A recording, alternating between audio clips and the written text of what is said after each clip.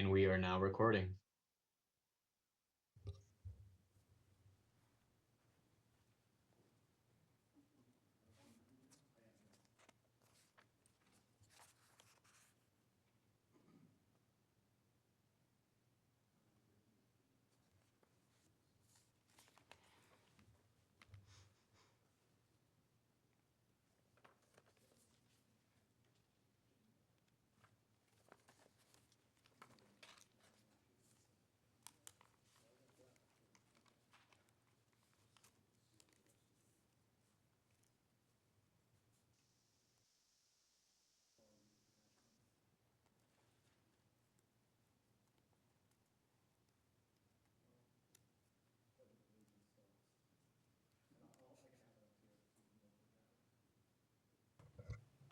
I had this up and running about an hour ago, and now it's not.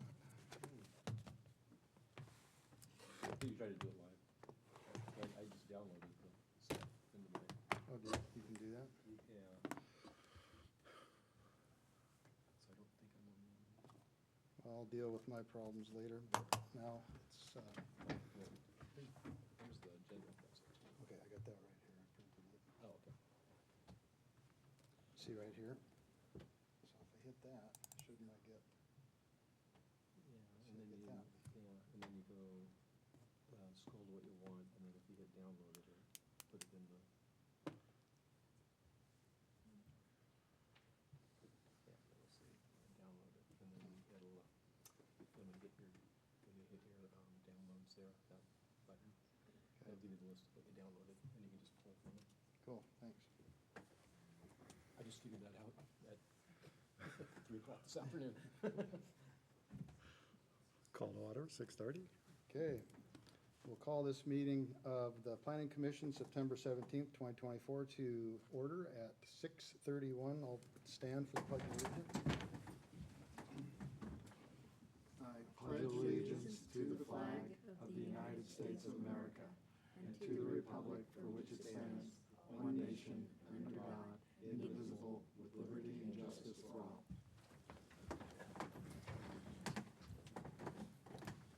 Roll call. Pat Huggins, Yes, here.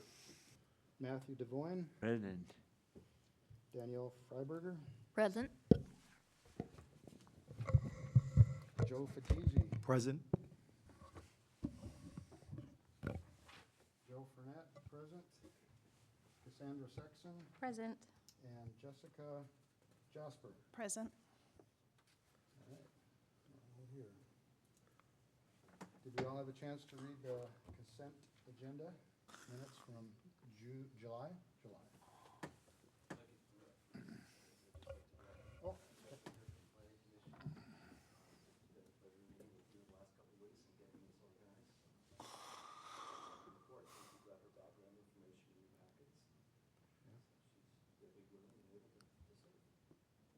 thank you for, Thank you. I read your letter, and it was very nice that you're available all the time. You've got lots of free time. I wish I could write a letter like that. So does Cassandra. They both have a lot of time.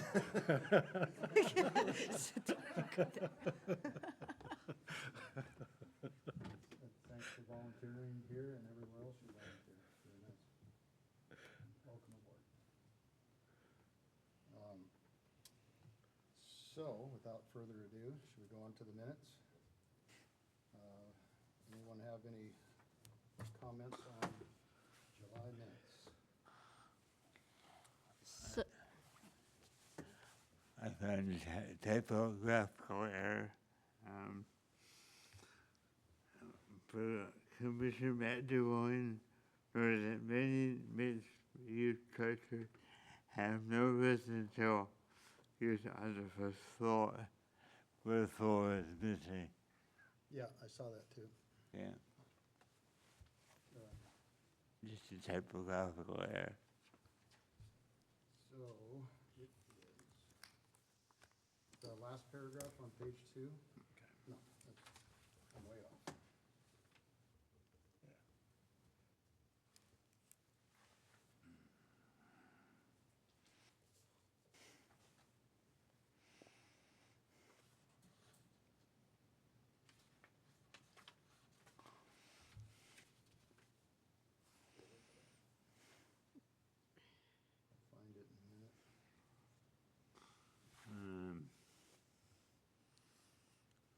page 3.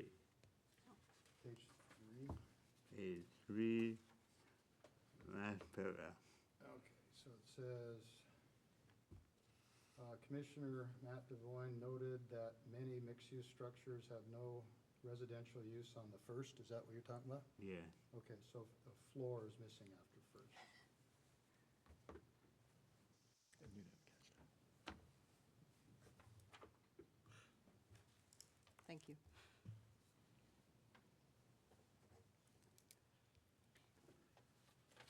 And then the second to the last paragraph and the last paragraph both say CCPs instead of CPPs. It's kind of a minor thing, but for the countywide planning policies. They say CCPs That's correct. instead of CPPs. Yeah. Got it.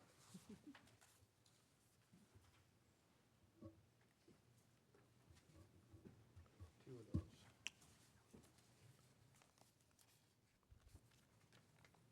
Very, very minor. Anyone else? So with those small changes, can I get a motion to approve the minutes of July?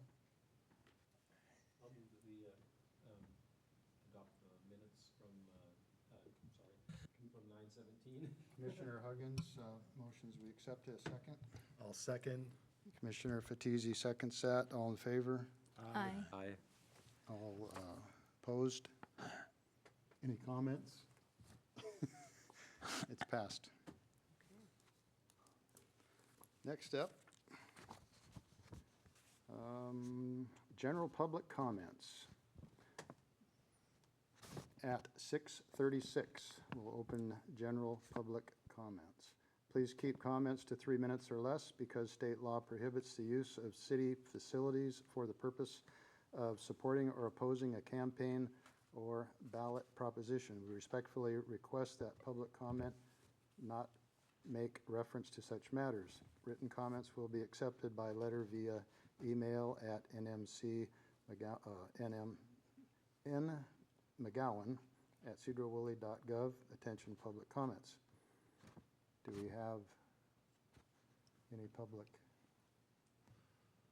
comments? Is anyone online? I don't see anybody up there. There's nobody in here that wants. Yeah, nobody online. Okay.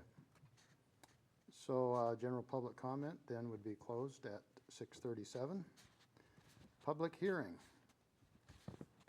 We open public hearing at 6:37. Proposed amendments to chapter 12.40 and 17.50 Sedro-Woolley Municipal Code to update tree standards.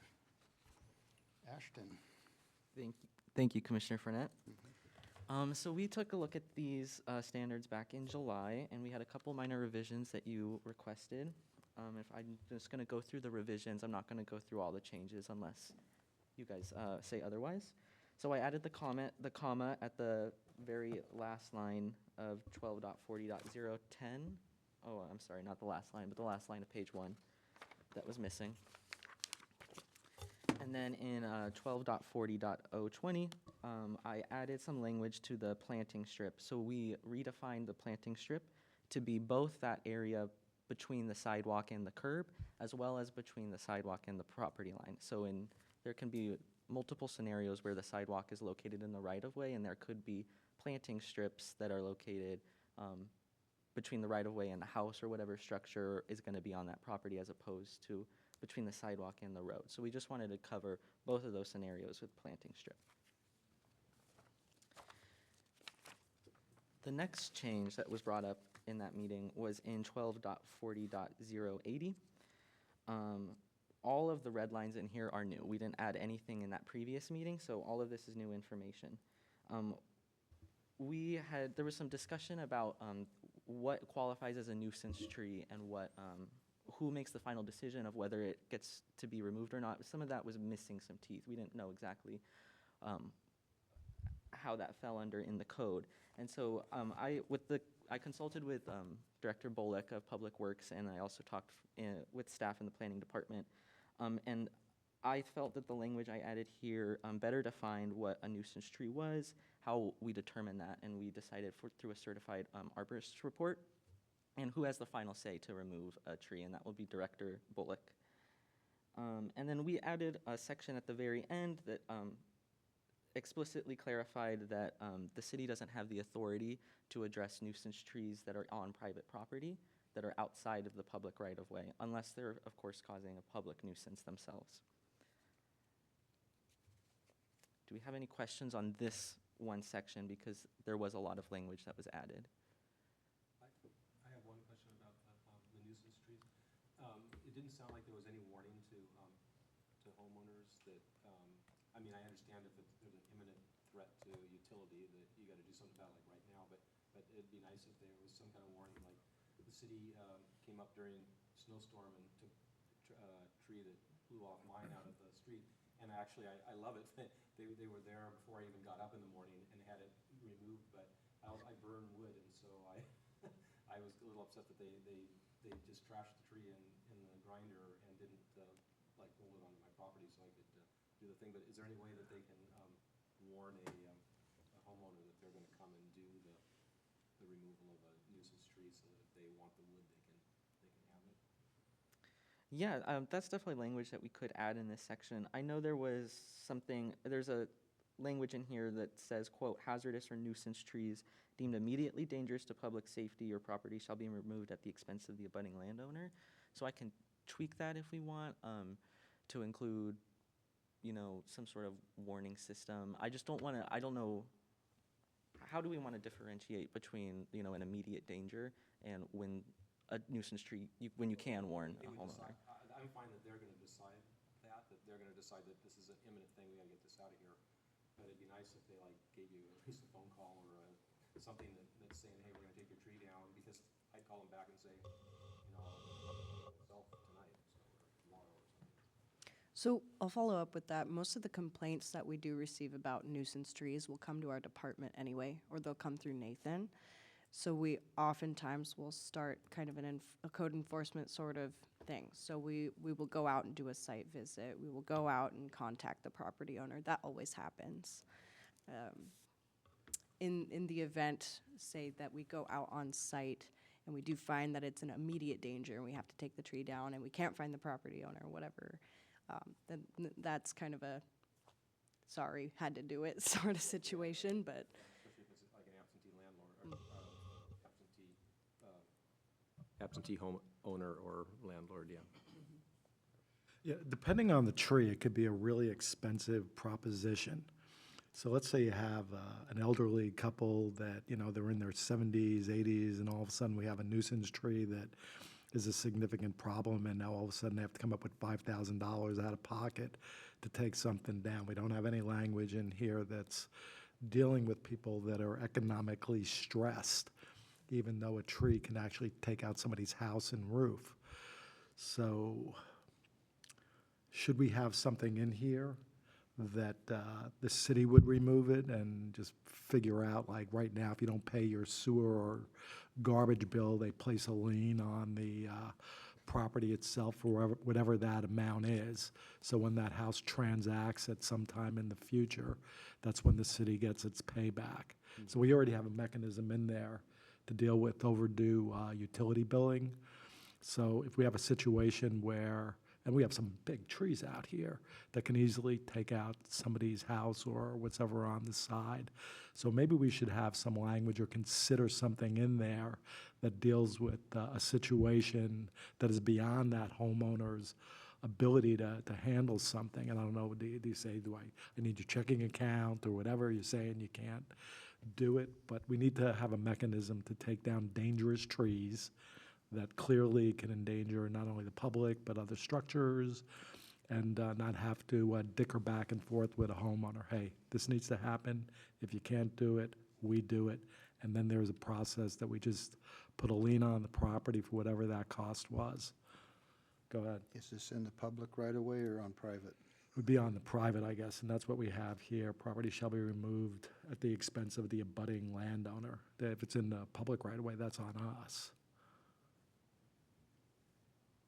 trees are dangerous. I mean, we've seen them, especially after some big storms around here.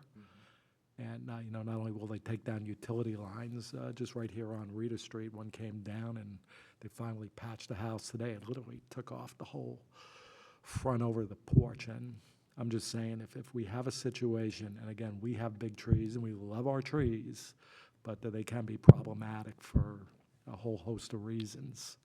And to have a mechanism in here to take it down with a warning, right? Hey, listen, this is a warning, this has got to go, and it's got to happen within a certain time period, and if they don't do it, we should have the ability to have it removed and recover that cost at some time in the future. And it wouldn't be anything crazy. I mean, the property value is going to be well in excess of what the tree removal is. And at least they've been given a, you know, an identification of this is what's going on, here are your options, okay? But if we can't have a resolution within a X amount of time, and you can have a situation where it's an immediate danger. I mean, literally, like you're just looking at branches just hanging on top of something, and some branches alone could take out half a roof.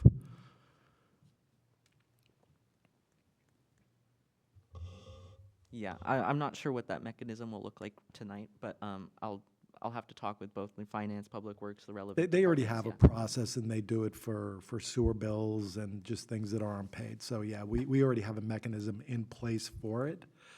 I'm just saying, we just have to come up with the language on what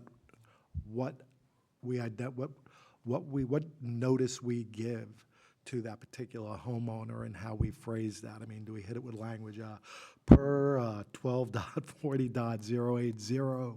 You know, it's like somebody's gonna read it like they just got a parking ticket and they're like, what did I do? Right, so it needs to be clear and, you know, easily understandable language. If your tree breaks, it's gonna take out the neighbor's house, we need it down. You know, I don't know what language you wanna come up with. But trees are a big deal. I mean, you know, we've all seen it.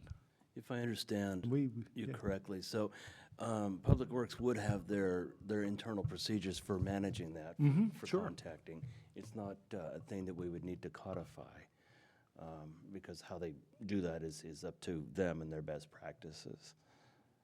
So do they have the ability to take a tree down and then recover the cost for it, or? Yes. Okay, so we already have that in place? I would have to check with them, but it's not something that you would necessarily codify. Okay, so do we send them notice, as Pat mentioned? Yes. Okay, so we already let them know. You know, it'd be great to see what that even looks like. I'm just curious, so. That's right, I didn't even know we had that in place, so Yeah. there you go. If a tree on private property lands on public property, whose property is it? Right, yeah, Where it fell from, yeah, where it fell from. Make sure it falls the right direction. yeah. Ashton, am I correct in thinking that the way this language is written right now, it says abutting property owner, so it could be related to trees sounds to me it's mostly related to trees in public right-of-way that are adjacent, which they're still responsible for. Correct. And- Correct. Yeah, rather than trees on the private property, which obviously, unless they're an immediate hazard, we don't deal with, unless, of course, it falls in the right-of-way. Yeah, that's how I understand it, yeah. And it can be confusing, like, I'll use my house as an example again, in that I live up on Alderwood Lane, so the sidewalk is right next to the street, so there's almost 10 feet. So it's the curb, then the sidewalk, and then there's almost 10 feet of public right-of-way where the sewer and the water and all that, I mean, not the sewer, but the water and electricity and all that stuff is. And so, I have trees just beyond that, but if you were planting trees right in the thing there, because you think, oh, my property goes right up to the sidewalk, it gets a little confusing to the landowner, because I didn't know until I bought the land from my parents that set 10-foot zone was in there, and then one of the utilities came in and the power came and was showing me where it was at, because they were going to dig for their to repair something. So So was that right-of-way or a utility it was the easement? right of way. Could be both, right? You have an option, it could be both.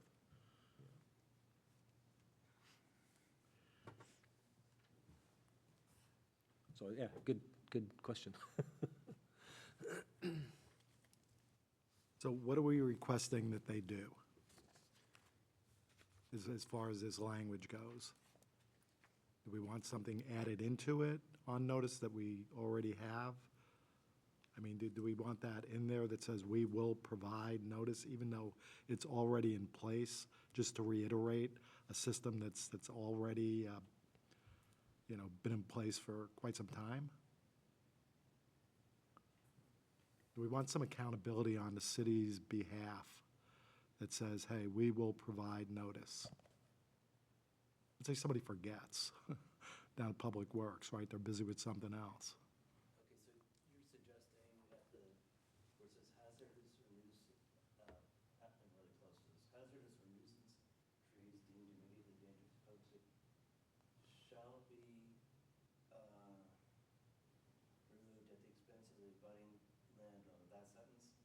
So, public, or the city shall notify, the property owner that a hazardous or nuisance tree is deemed immediately dangerous, blah, blah, blah. Would that help? Yeah, but you might have a situation where it's immediately dangerous, like maybe in 48 to 72 hours or a week or so. Let's find out more what they do right now. What I wouldn't want to do is hem us in, and if we don't make our 48 hours or 72 Right, hours. no, I get it. Just to let them know that you were, per our code, you were served notice. Final decision to remove a hazardous tree should be made by the public works director, who shall then notify the property owner of. Yeah. Tom, do you mind speaking into the mic? Oh, sorry. Do I have to repeat all that, or did you? No, I heard you. The city Good. may, but is not required to contribute to the cost of removal. Right. So that's already in there.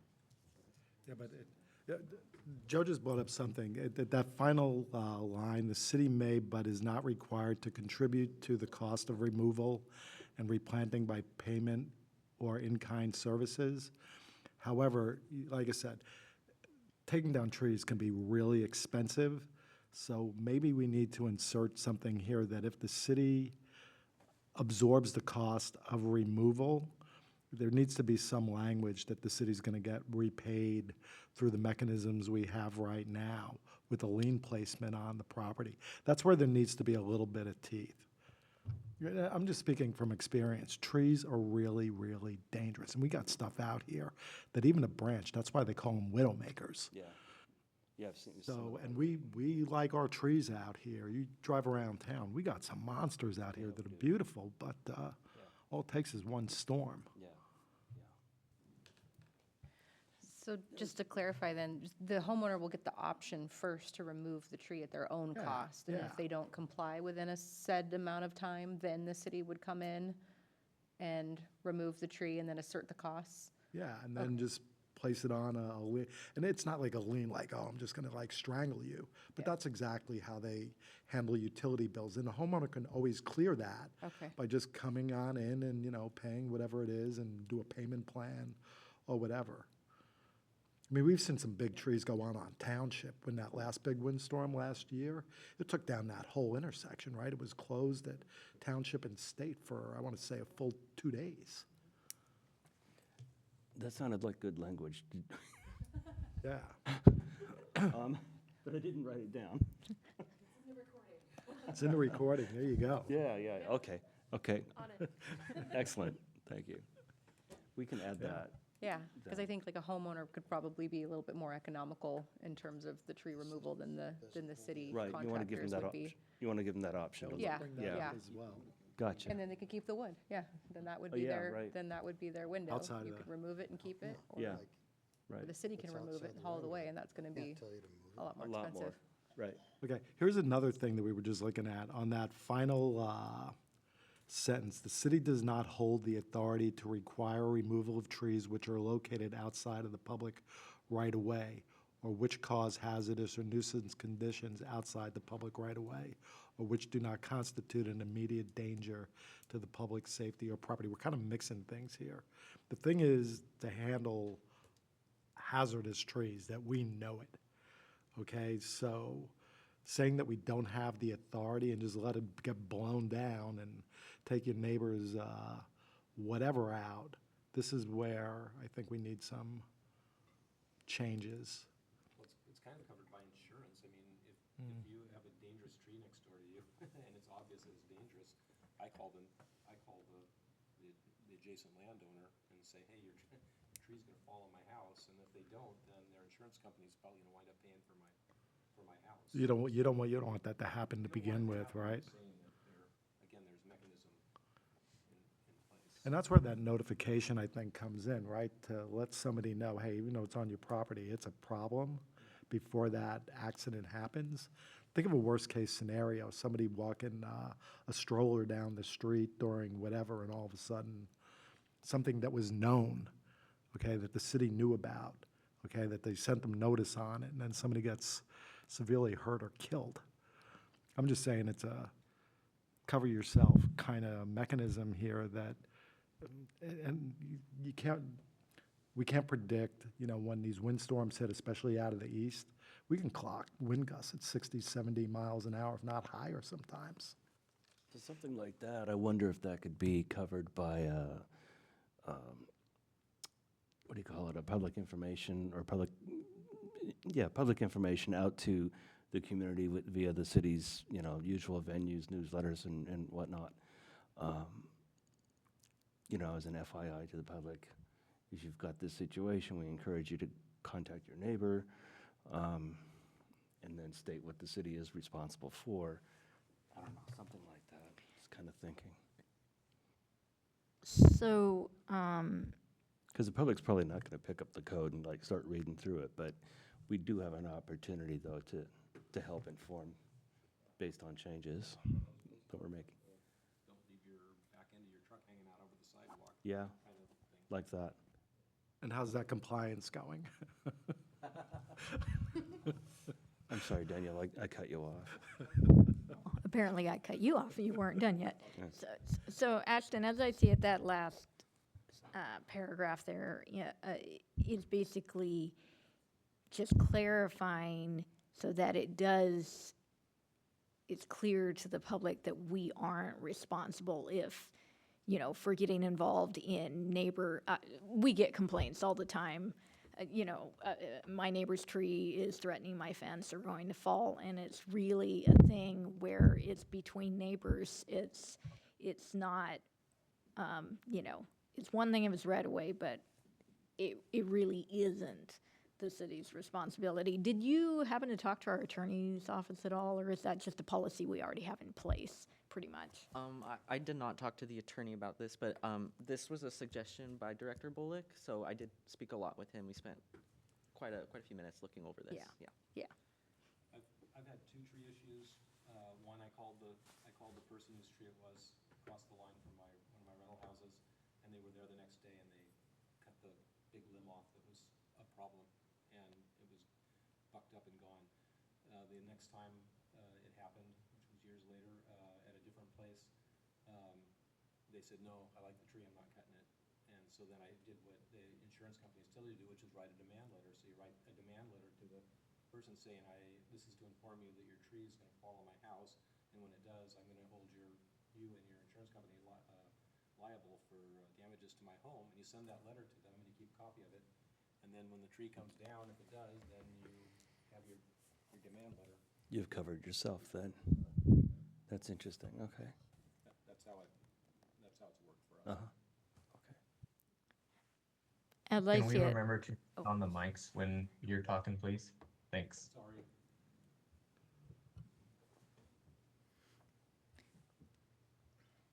so as I see it, it looks to me like a lot of these things are already either handled or kind of policy things. And if, as Director Glover was saying, if we get too specific here, we might get ourselves into a bind and kind of remove options for how we want to handle. Though I think the kind of informational thing is a great idea. And that might be more helpful than a part of the code where people don't read it. Yeah, and that said, we can also probably add some language, as you had suggested, that we would,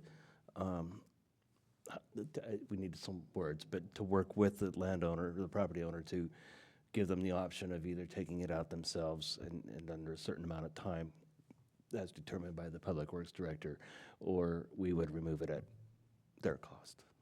Yeah, I like that.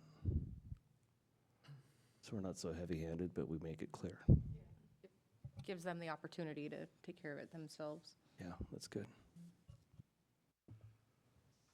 Would it make sense to do kind of like a preferred sequence kind of thing? Like, I'm thinking back to like how our critical areas ordinance works, where it's like, okay, first you avoid all impact, then you can Mitigation plan? mitigate, maybe reduce your buffer, that sort of thing, so that maybe we could do something with this where it's like, it's preferred that we have the property, a budding property owner take care of the tree, but if that's not an option, then the city can work an in-kind service out with you. And if that's not an option, then the city will just do it and will impose some liens on you. Does that work? That sounds to me much more clear than this. I like the option of working with the city, too. I mean, in my personal experience, I have a hedge that goes all the way around my house, and it was an obstruction at an intersection. And so we worked with the city to put in a vision triangle and lower the front so that people could see around it. And that was the difference of me selling my house or not, honestly, to keep that hedge and have that privacy, since we're on a busy corner. So I was grateful that the city was willing to work with us and compromise and come up with a solution that maintained our privacy and the aesthetics, but that also worked with the city in terms of getting vision at an intersection, which was needed. So, Anyone else?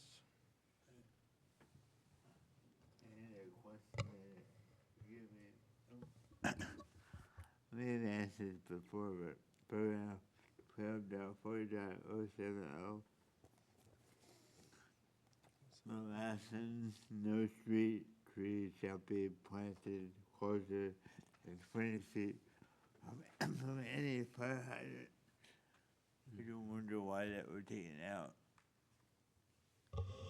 Yeah, so that final sentence in that section, I relocated that to the middle of 12.40.030, permission to plant trees. I think you already answered that. Yeah, I'm no sorry. worries, no worries.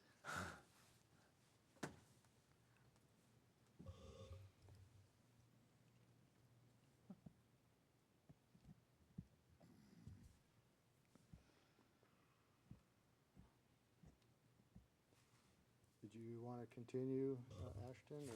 Yeah, that does conclude all of the changes to this section. We had, at the last meeting in 17.50,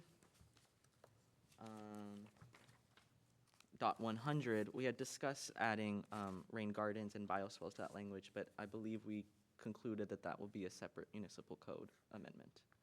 Is that correct? That's how I remember it. So yes, that concludes all of the changes to the street tree standards. Okay.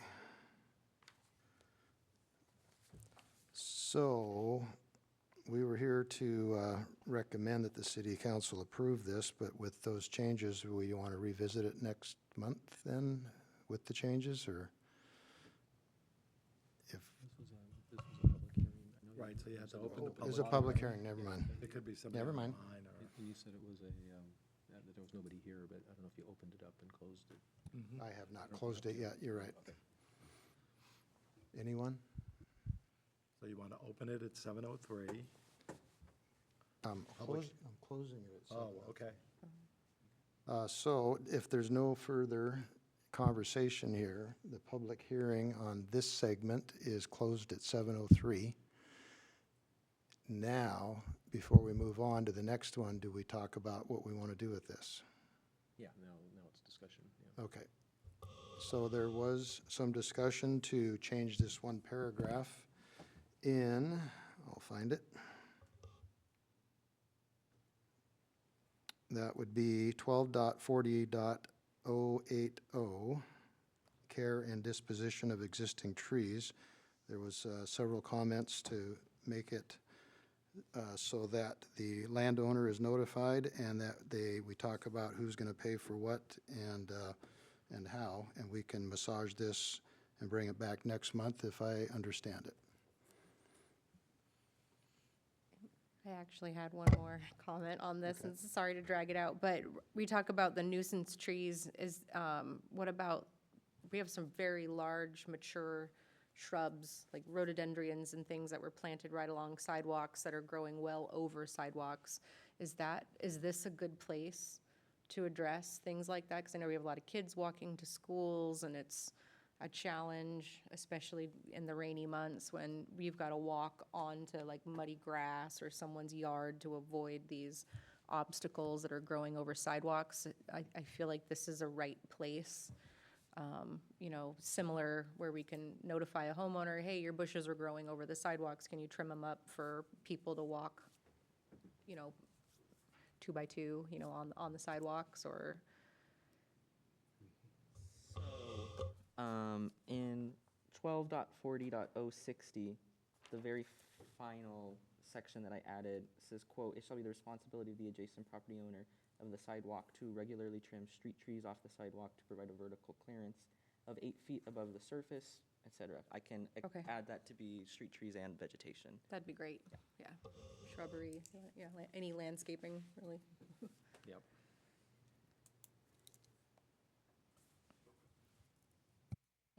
So what are we changing to 1750? It's not in here. I only have 12. Or am I missing an update? I'm just looking at, Yeah, it's a different, So- not a tab. different attachment? The different attachment, yeah, or tab. So we covered 17.50 at the July Planning Commission meeting, and that was essentially correcting the discrepancies between 17.50 and 12.40. But the additions that we discussed in the July meeting were to add rain gardens and bioswales Right, and those yeah. types of features, but we had decided that would be a separate municipal code amendment. So for today, there's no additional revisions in combination with the ones. Because there is no changes to 1750 as of now. Correct.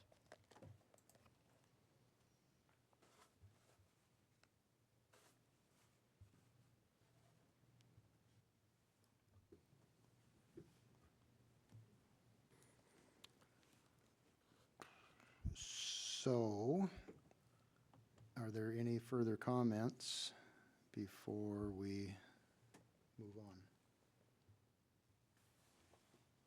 I am thinking that, to the commissioner's point about including the language about shrubs, that perhaps then the title of 124060 needs to change to something like vegetation so that people see at a glance that it doesn't just have trees there, because then, before even reading the paragraph, it kind of gives you an idea that it's not just talking about trees. And same with 124080, if we are making a change there, but I don't know if we are on to talk about vegetation. 1240 what? 80, 80? because that's care and disposition of existing trees, but it sounds like we're only doing the vegetation in 60, so then it would, 60. yeah. So you suggest changing trimming overhanging trees to vegetation? Yeah, overhanging trees and vegetation, maybe? Or trees, shrubs, and vegetation, yeah, so, yeah, Something like that. for both of them, yeah. Before we jump in to changing the title of this chapter that's supposed to be specifically for street trees, I'd Oh, take a close look at our landscaping chapter first. Might be easier to squeeze some language in there. good point. Trees versus landscaping.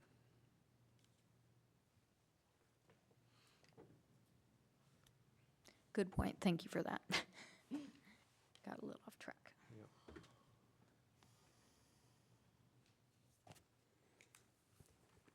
Okay, any further discussion on trees?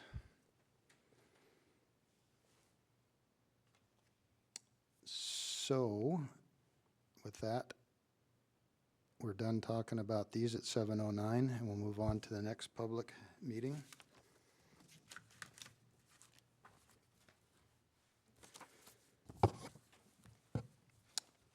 Next public hearing, proposed amendments to, this is 7:09, proposed amendments to Chapter 17.24 Sedro-Woolley Municipal Code to add a minimum commercial retail floor area requirements for first floor area facing primary street frontage in the central business district.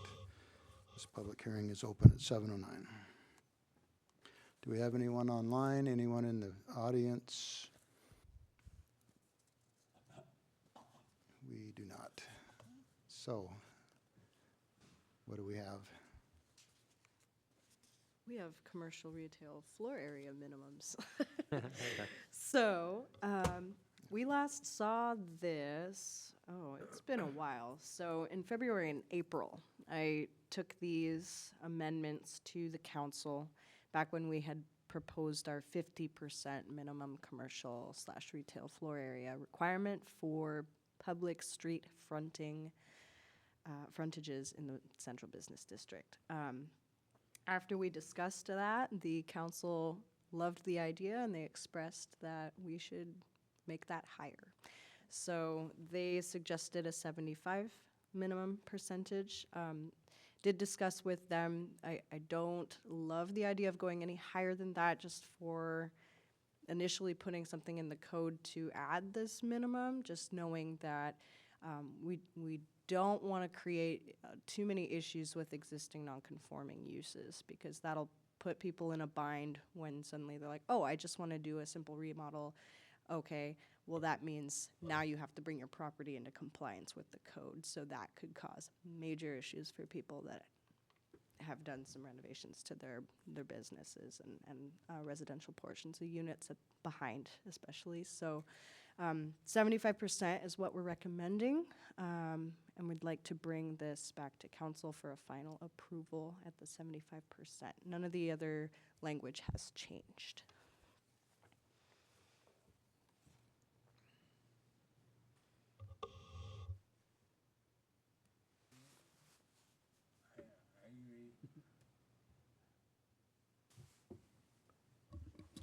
To me, 75% is reasonable.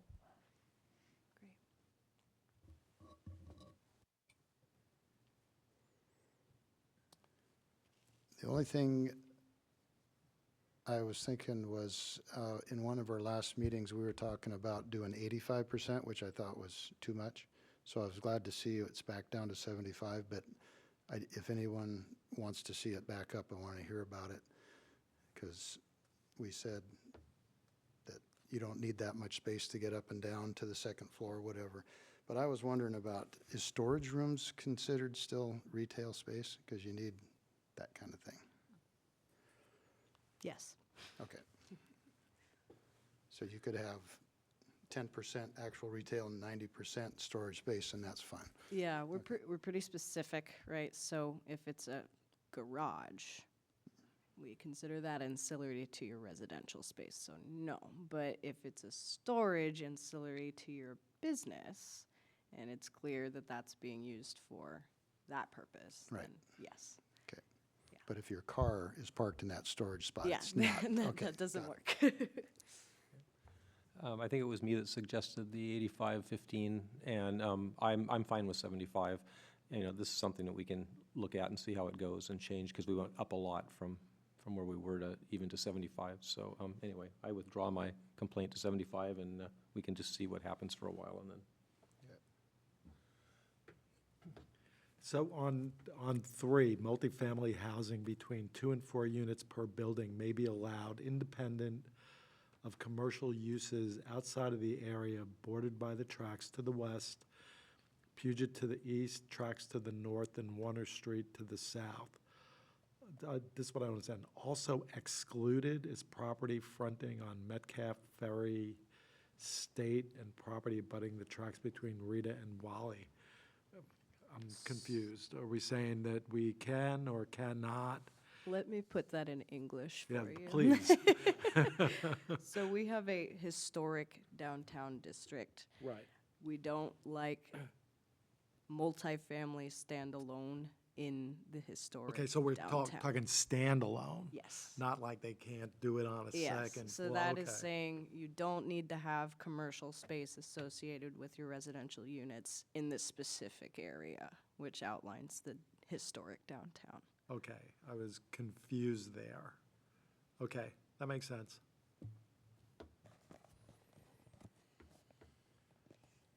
So, and this may be, I'm just misunderstanding this.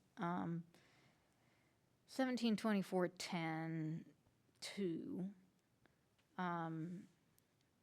that last sentence, multifamily housing located above the first floor at the rear of a commercial and/or retail occupancy per this subsection must also meet the following.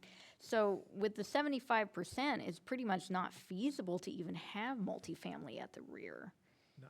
So I guess leaving it in there, unless it was a really, really big building, it almost seems like it's just basically saying you can't have it on the first floor, period.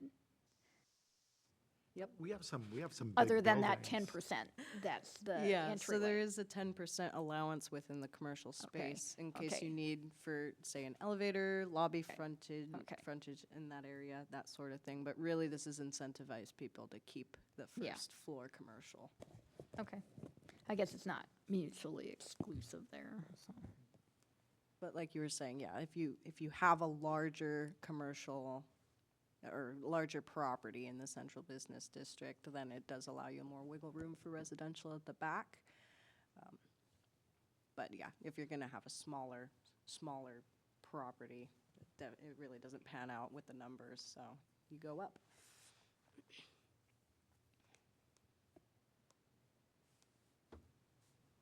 Have we had any requests for any of these new modifications to residential space in the CBD, specifically Metcalf or State or elsewhere in that historic center, that somebody wants to convert the upstairs to apartments? I'm trying to think.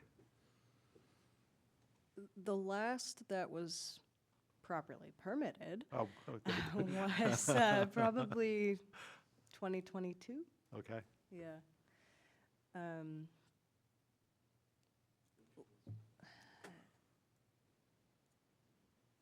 They were near the Chamber of Commerce.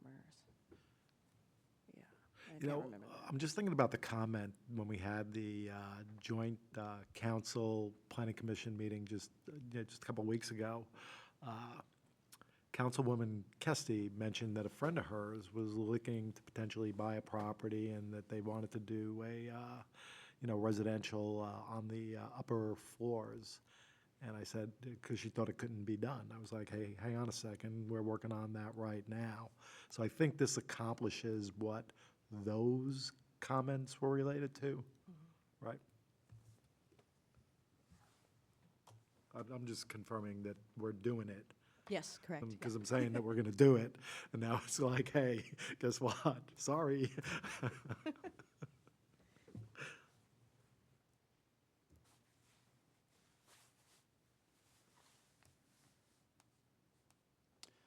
I have a question. Are most of the second and third, I don't know how many stories there are in the CBD, but are they being used currently as houses, residences? This is just from hearsay. I haven't been in very many of the buildings to see for myself, but most of them have been converted to office space, to my knowledge. That's what I thought. Yeah. I do know, I don't know, I couldn't come up with a good number for you on percentage-wise how many are used, but I do know some are being used as residential space. I go to Livewire MMA, and I know the little Mountaineer shop right next door. They've got some residential spaces behind that are being actively used as residential spaces. It's just kind of as I show up and kind of know from talking to people that I find out about those, but Yeah, their access is in the alleyway behind the, next to the Pioneer Marketplace. And it's they're nice entranceways as well.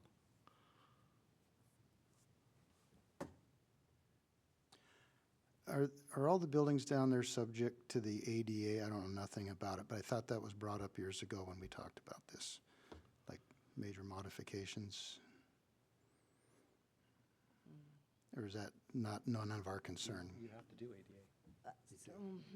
I remember, so I'm not a building inspector, so forgive me for not knowing the exact code requirements, but there are certain thresholds that you do have to meet for substantial construction that justify needing an ADA accommodation, right? So most of the downtown buildings won't meet ADA accommodation for, they won't have elevators, they won't have wheelchair access around, that sort of thing.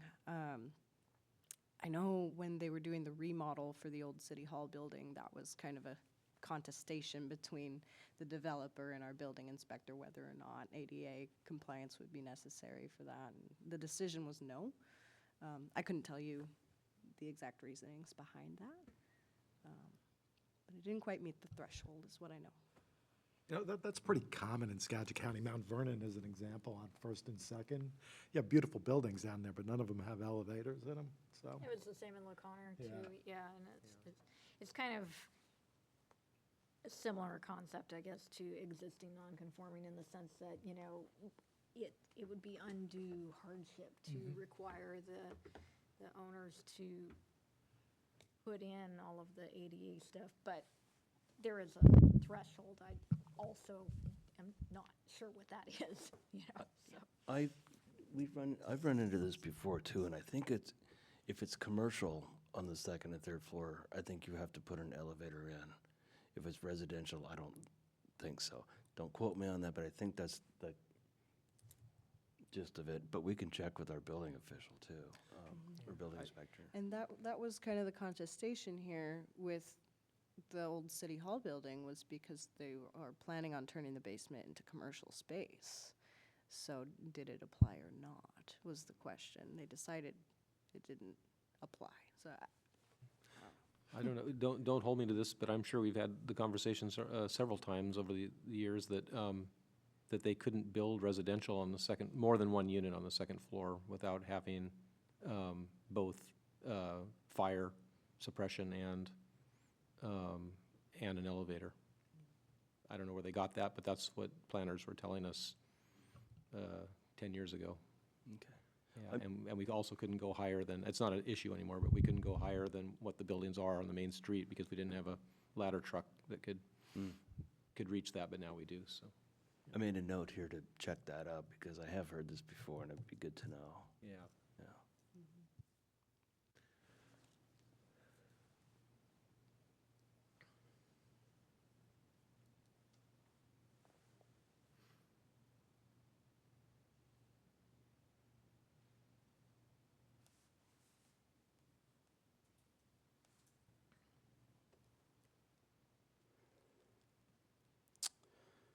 Any other comments from the general public? I mean, public people? Anyone? Invisible. So is this something we can close now then to the public? Or we, yeah, you can close the public hearing and move on to a motion. okay, at 7:22, the public hearing is now closed on the chapter 17.24. At 7:22. And the issue, I guess it's open to the floor here. Do we have any more comment before we follow through with the recommended action? Yeah, on, excuse me, on 1724-050 parking, I like the tiered approach. And I'm looking new buildings with 10 or fewer residential units and 11 or more residential units. I'm trying to think in the CBD. Are we, Or- are we go still ahead. on the, I'm sorry, are we still in the floor plan area for CBD, or is this, or are we? Part of moving- it, Oh, okay, I believe it is. okay. Just checking. Not quite. I'm looking at agenda item F2. And I'm just going down the handout and the attachment. So the parking requirements in here, this is specific to new construction. Okay? And there will be, after this public hearings, some changes proposed to parking, which include this, so I wouldn't get into the weeds That's on why that I just was yet. asking, yeah. Let's just focus on the 75% commercial retail floor area minimum for this. Okay, but my question is, if somebody's gonna make a motion to approve this whole package and send it up to the council, we need to deal with all of this, right? Not Yeah, just so, the, so this wouldn't affect the commercial space per se. How do I put this? So It's a separate issue. it's a separate issue. Okay. Yeah. So what our issue here is just the floor Just space. floor space. Yep. No, I understood it. So if we recommend an action, that's all that they're going to approve. Okay. I'm gonna be the stick in the mud here, because we're talking about 17.24, and parking is part of it, and the recommended action is to approve the changes to 17.24, and it includes the whole chalupa here. So we kind of have to deal with it, right? I mean, It does say that. yeah. It's not just talking about the floor area, it's the proposed amendments to 17.24.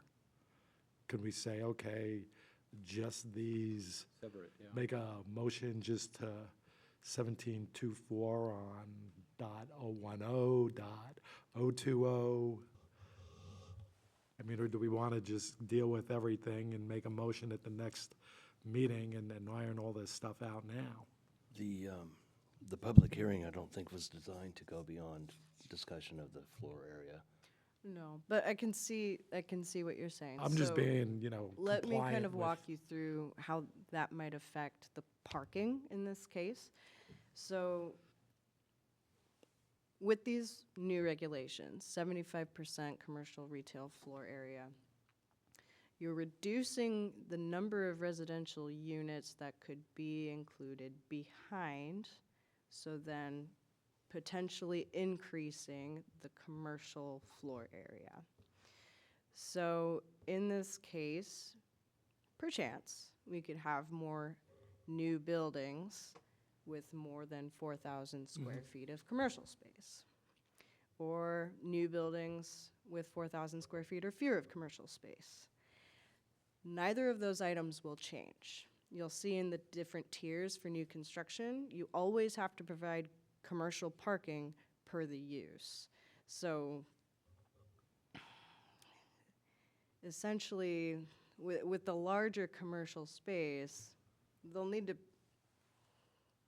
think about their parking on site too while they're designing this. This means on-site parking. It's not gonna be on the street. So they'll have to do some careful planning with that.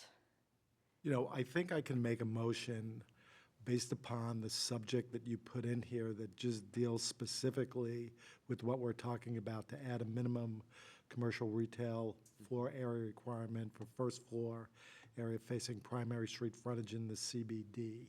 I'm just looking at the proposed, motion. So I think we can tailor this specifically to just that one piece and deal with the other sections of it. Because no, there are changes to it, So how do you guys want to handle this? Are we just going to talk about and make a motion for just the 75% tonight? Or do we want to tackle the whole thing? They said the hearing was just for the. For that, square right, footage right, area yeah, of the yeah. CBD, yeah. First floor area, CBD.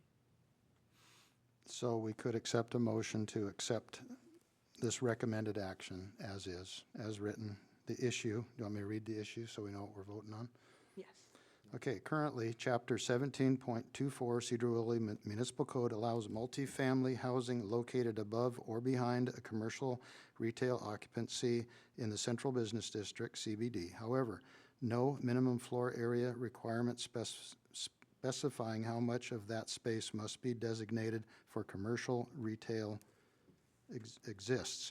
As a result, viable first floor commercial spaces are being converted for residential use in a zone that is intended primarily for business use. Do I have anyone to make a motion that we accept it as written, 75%? Give me a second here. Okay. I'm working on my language here. Okay, take a stab at this.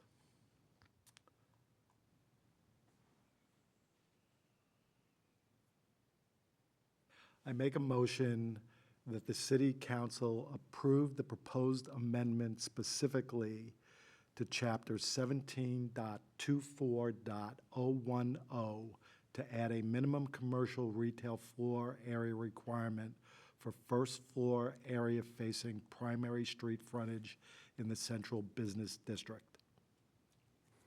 The motion has been made by Commissioner Fatisi with that language specific to 010. Anyone second? I'll second that. Second by Commissioner Freiberger. All in favor, say aye. Aye. Aye. All opposed? It passes at 7:30. So splitting that out, because there is a lot going on here, but if we're attacking that 75%, get that done, that's actually a big one, so, good. That was a good idea. Yeah, and again, we're updating the residential parking standards, which will touch the central business district. We're welcome to discuss that to length at that time. But yeah, the idea was to get that first floor, you know, moving up the chain, so to speak. Cool. So that's the end of the public hearings. We're going on to now what? Unfinished business. Unfinished business. Proposed amendments to Chapter 2.90 and Title 17 Sedro-Woolley Municipal Code to add regulations for cottage clusters. Who wants to start? Pick me. Fire 'em Okay, so it's been a minute since you've seen the cottage clusters. Last time we had a really great discussion. It was a round table, kind of open discussion. We had a few folks out from the public that have interest in these kinds of developments that came to speak. Raymond Faber from Faber Construction was here and gave some really valuable insight on, you know, what works for these types of developments. So a lot of the conversation revolved around how can we make these affordable for a long period of time. And a number of ideas kind of came out of that. So I've added back in the park model definition under 1704-030. From an affordability standpoint, we discussed last time that park models are one of the most financially feasible options for construction. Let's see, and there was some concern around park models. You know, are they glorified RVs, right? So the design standards and guidelines, the new chapter specific to cottage clusters, is written in a way that can ensure any residential construction that's proposed as part of one of these developments would be designed to resemble a typical single-family residence. It's pretty much copy and pasted from the PRDs, which already have a very high standard of aesthetic and quality building. So that was one change. Let's see.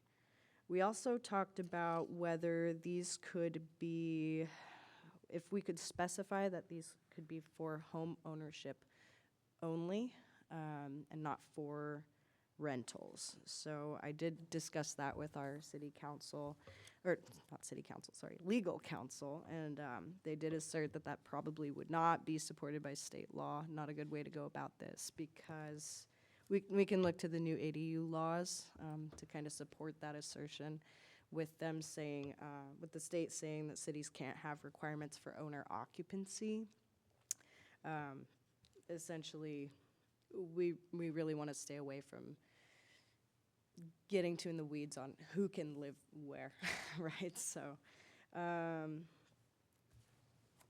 that one kind of got shut down. We don't want to touch that. Another question that also arose at the open table discussion was the legal limitations on whether we could limit the sale of cottage housing to 40% market value. That was the number thrown out at the time.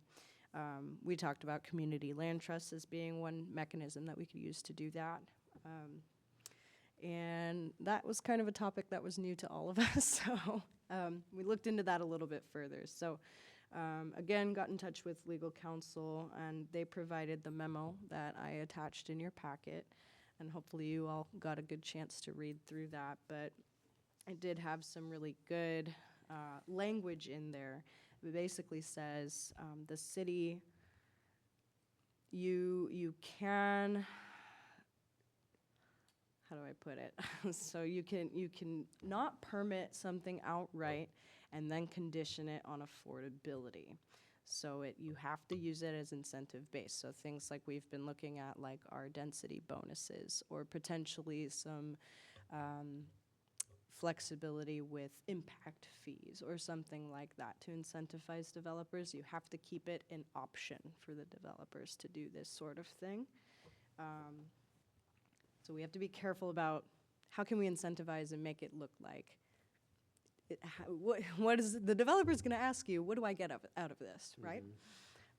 So I think we can touch on that pretty close tonight, but I did put in a new density bonus incentive to provide permanent affordable housing, and I essentially copied the language out of the RCW that was provided from the memo from our legal counsel. Or, I keep saying that. Wait, no, I said it right. Legal counsel, sorry.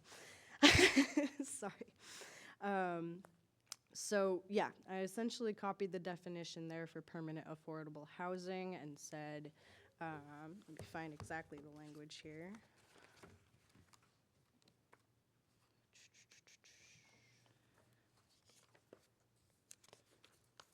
Okay, permanent affordable housing bonus. Cottage cluster developments which provide permanent affordable housing as defined in Sedro-Woolley Municipal Code 1704030 may receive a density bonus of 3 additional units. If sale price limitation is selected, cottage cluster developments which limit the sale of all units to no more than 40% fair market value are eligible for this density bonus.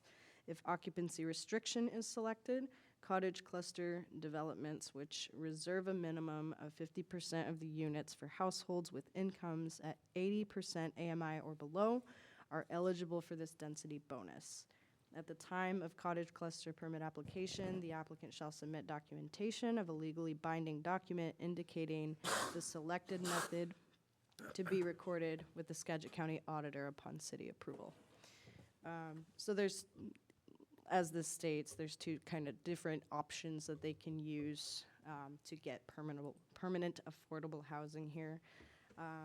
With the limit of sale, I put in the 40% fair market value. We can talk the number there if that's what we would like to see or if that needs to be tweaked.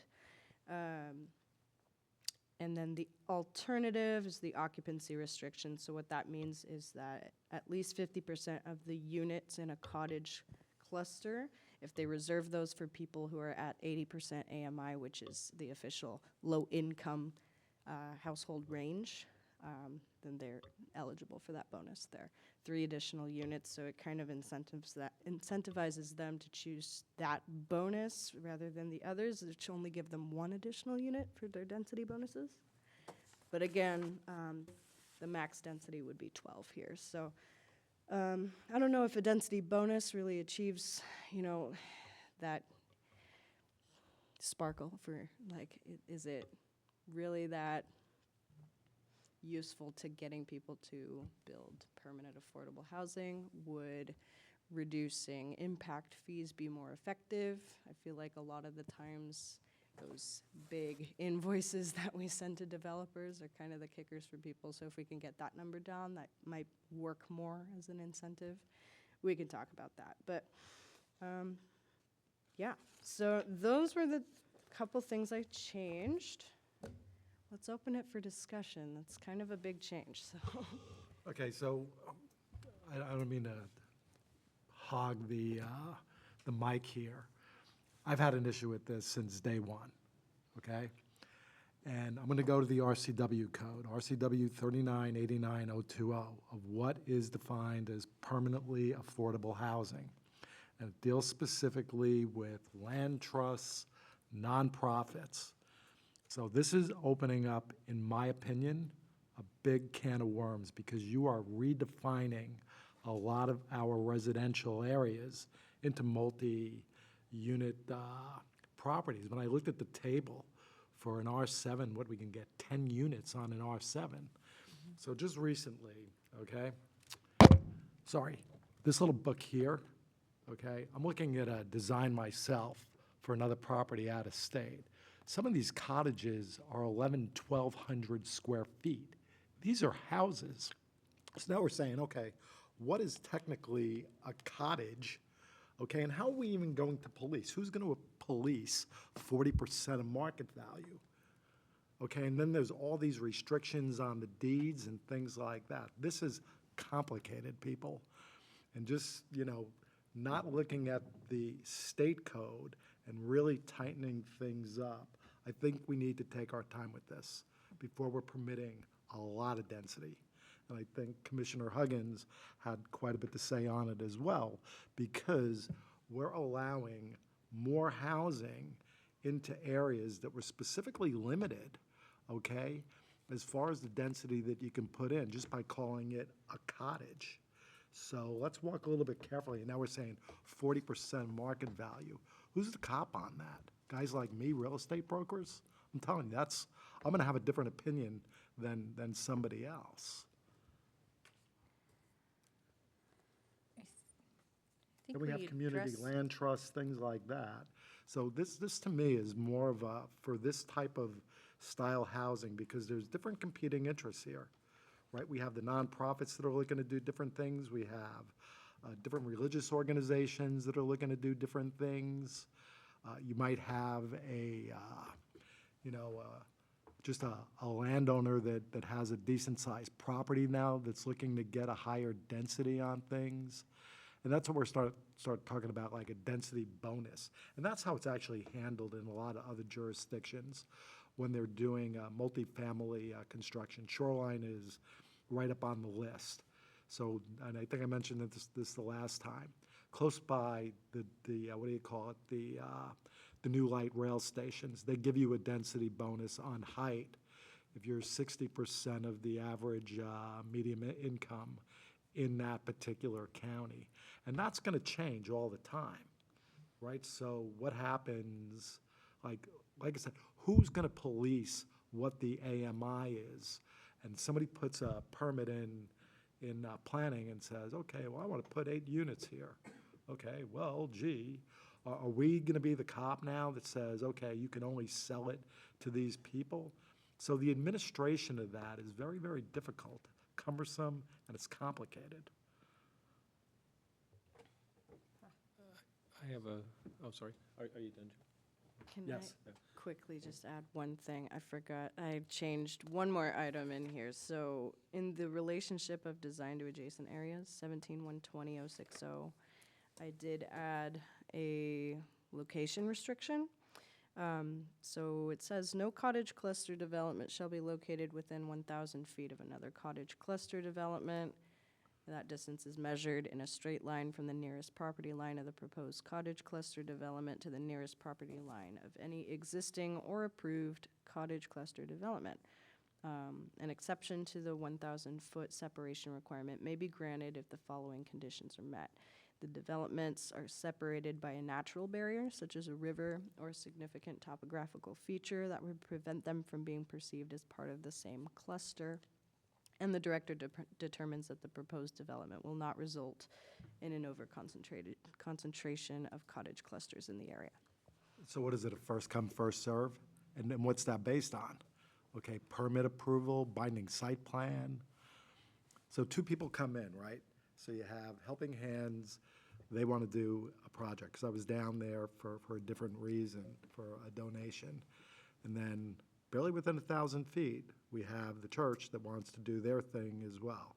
And I want to say they're probably a little bit closer than 1,000 feet. So who determines when you have two competing interests for the good? I'm not saying anything different, but what is it when you first apply, or? Yeah, as soon as you apply for your permit application, then you're vested, yeah. Okay, so It's then. the same way we treat marijuana, alcohol, production establishments, same thing.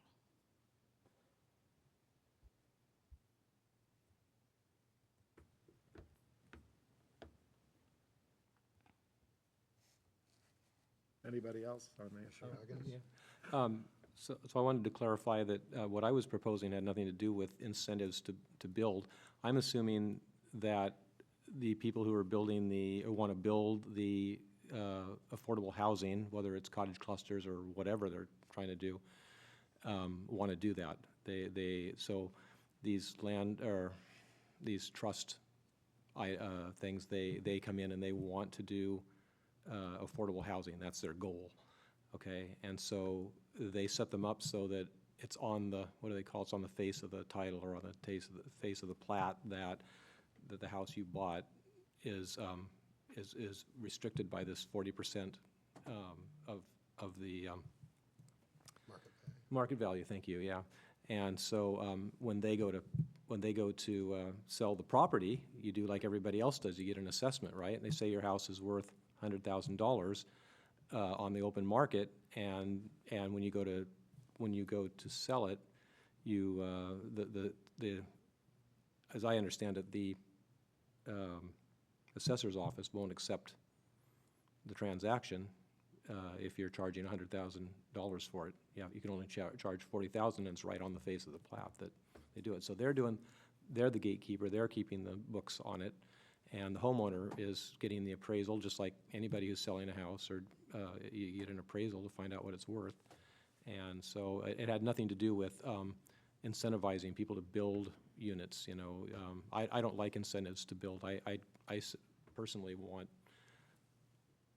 zones to be what they say they are. R5 should be 5 houses per acre. 7 should be 7 per acre. And I think it should be planned that way, and I don't think there should be any incentives. It's up to the person who buys to do the thing. But if somebody comes forward and says, I've got an acre and a half or whatever, and I want to do affordable housing on it, and they can make that work, then this mechanism for that the trusts use would be put on top of on the face of the deeds or whatever, and then it's controlled by the county. So they're not gonna let you do something that's that your deed says you can't do. So just a quick note on that, the assessor's value versus what the actual market value of a property could be all over the place sometimes. But it doesn't matter. I mean, whatever they assess the property at. I mean, I've sold property before, or I mean, I bought a property and had to have it assessed immediately. And yeah, I wanted to push it up as far as I could get so I could limit my capital gains. Right, sure. But they're like, I ethically can't go beyond this point. This is what your property's worth. And okay, so that's the value that I could get for it on that day. And so if I had one of these mechanisms that we're talking about, then I could only get 40% of whatever that assessment was. And that's the whole point, is that it will always be affordable. It'll always be more affordable than other homes. But I don't see all the headache and bookwork that you're talking about. It's on the face of the plat or whatever. I'm in real estate, and I'm just saying, the assessor is going to say something's worth X. Right. The market's always going to determine what it's worth. Right. Okay, the assessor sometimes doesn't go out for another 5-10 years. You could have done something to that house, okay, that you put a new bathroom in, kitchen, whatever, that is not on the assessor's records. So what their valuation is just specifically for what your Well, it's not the tax assessor that liability does is. it. I mean, I went to an independent company that does assessments. They assess my Right, and they property. base it on what the comps are. Yeah, right. And sometimes the comps can be all over the place. I'm just saying Yeah. that this is a little bit of a slippery slope, because a lot of times the assessors call me and say, hey, I'm looking at this property, you're the latest comp, why did you come up with that specific price? And there could be certain attributes to a property as to why it's really not a comp. Okay, here's an example. So I had a 5-acre property on Beachley, okay, that you can PRD. The problem is you need a 6-inch ductile iron line, what do you call it, water line, water main for fire hydrants. You go Beachley, it goes down to 2-inch PVC line. So to run the line from Highway 9 all the way up was like $272 a lineal foot, thereby reducing the price of that property because of the distance from the utilities, where you can be further on down for another 5-acre lot, and it's not a comp. All I'm saying is, it does vary depending on what it is, and if we're gonna start setting price ranges, 40% It's or not whatever. it's not a price range. It's whatever the person who assesses the value of the house says that it's worth. So when I got my company up in Bellingham to look at my properties and tell me what they were worth, they set a price. And if it was one of those that are under one of these, I can't remember the word, but if it was under this system, I would only be able to get 40% of whatever that price is. But that would be their opinion. I've had other assessors come on in because I didn't agree with their price because they knew nothing about the area, and all of a sudden that assessment changed. Because a lot of times you know more than they do. Right, okay. Can I interject? Sure. Let's say a builder builds a $200,000 house and he knows what it's worth because he sells them all day, every day. And he puts one in this grouping here, and now it's for sale for $80,000. Why would he want to do that? And then, I mean, why would you build a $200,000 house and sell it for $80,000? I don't get it. Well, that's what I'm saying. I'm just assuming that the people that are coming to, so the ones that I've seen doing this are in Phoenix, Arizona, and their whole goal of the trust was to take over a place that it was a rundown commercial area that they got it changed to I don't remember the level of high-density housing or whatnot, and they put in all of these apartments, and then they put this, and it was a land trust that did it, and their whole goal was to get affordable housing for people. So they put this, in order to make sure that it was always affordable housing, they put the paperwork in to make it so that every time the house is sold in perpetuity, you can only charge 40% of the Market value. value of the house, yes. Yeah, I don't understand why. But it was in a land trust, and that's the point of the RCW code. Yeah, What do you call I it? don't think you can get commercial people who build for a living to do it. You can get them to do the building for you, but they're not gonna develop it themselves. It's gonna be something like, you said, like a church or Or a land trust. or a land trust or something like that, and their goal is gonna be, hey, we're looking to build houses that people can afford. Where can we do that? How can we do that? Okay, then why would it, so a person can, if he buys that, he can still get equity, but just increments, a lot less than it would have been. Yeah, right, yeah, I mean, if you hold on to it for 20 or 30 years and the price quadruples, you're still gonna make a pretty good profit, even at selling it at 40% of market value, so. Can I ask a question about the density? So in residential 5, you already have it in the code that you can have up to 2 ADUs on your property? Not yet. Not yet, but that's also something that the city is considering. So if I've got a residential property of 10,000 square foot lot and I've got a house on it plus 2 ADUs, are those ADUs going to count towards the teeny home community? Or can I have my house with my 2 ADUs and then 8 more park models on one piece of property? I gave that some thought. yeah, So well- I don't think I would allow for ADUs within cottage clusters, just One or the other? one, yeah, one or the other. Because cottage clusters is its own type of development, right, on a single lot. When you're starting to work into ADUs, it's tough because then we would need to really, really rewrite the ADU code to allow it in a Right. cottage cluster because it's up to 12 single-family homes on a singular lot. So the way our ADU code's written, I don't know how I could make that work, so, and I then think it's its own separate thing. To follow up on that, if I could, so back to the same scenario, you got a 10,000 square foot lot, or, for me, part of the home ownership is developing, that generational wealth, you're, building equity in your home, that you can either sell it and upgrade or leave it to your kids or whatever. So if the land needs to be owned individually in addition to the units, so are we gonna be able to put, in our codes that you can take an R5 and subdivide it 8 different times so that you're selling literally strips of land that these homes are on? You couldn't with ADUs.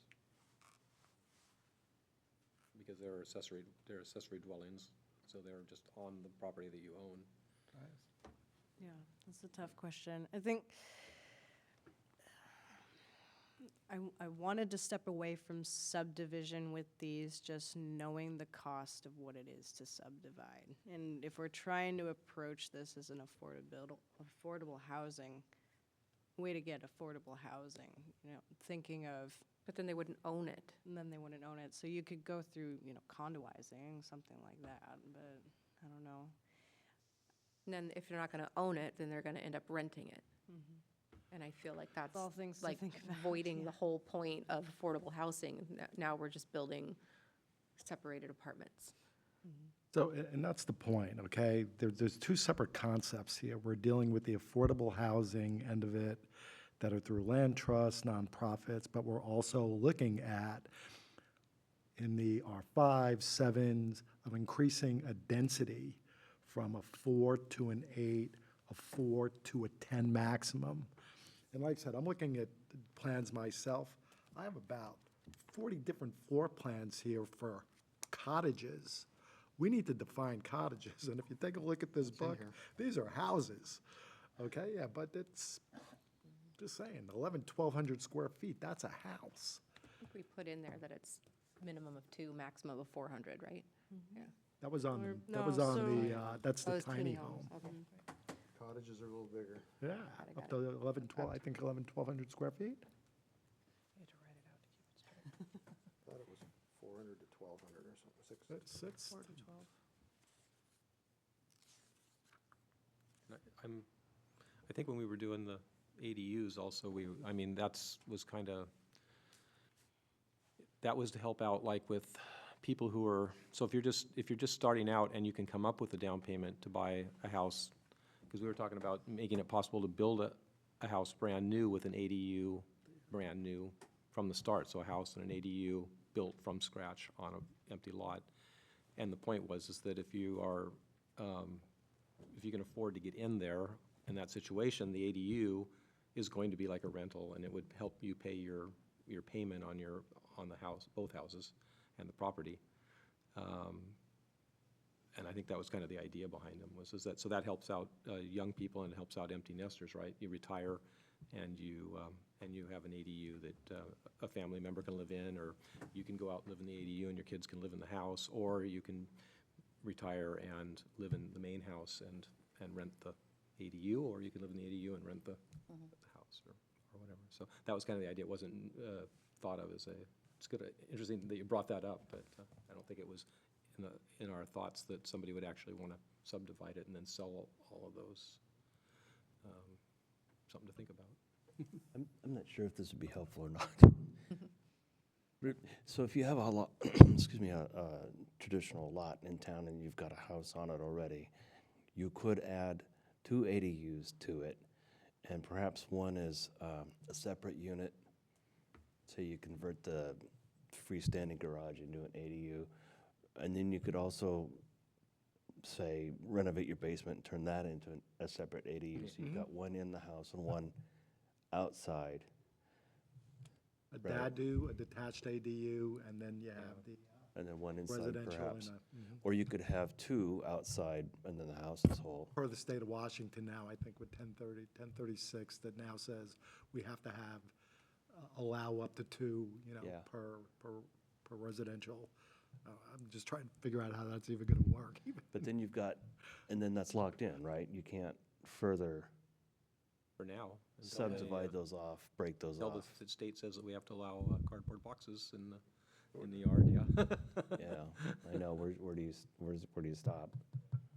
So here's the thing too, and I'm looking, and actually it's a kind of a, from the city side, in 17-120-040, there's a lot of ambiguity here. A development authorization application is required for all cottage clusters, regardless of whether they are land trusts or nonprofits. This applies to everybody in all the underlying zones. Application for a cottage cluster shall be made in accordance with the permit procedures established in Chapter 2.90. The director shall have the authority to approve cottage clusters which are consistent with the surrounding neighborhood character, and they're right there, the surrounding neighborhood character. I'll walk around this town, I'll show you different characters, depending on where I'm at. So having that subjectivity that sticks on your plate, that the neighbor now comes, says, well, they approved this guy, and now we want to do this. I just see a whole bunch of things going on there. And so a cottage, okay, these are houses. So we're talking about now that we're going to subdivide, if somebody wants to put 8 units in an R5, are they going to be deed simple, that we do a short plat, that all of a sudden you have 8 units in an R5? You still need to sell them. You can't like just put 8 units and now you're going to sell it as one property.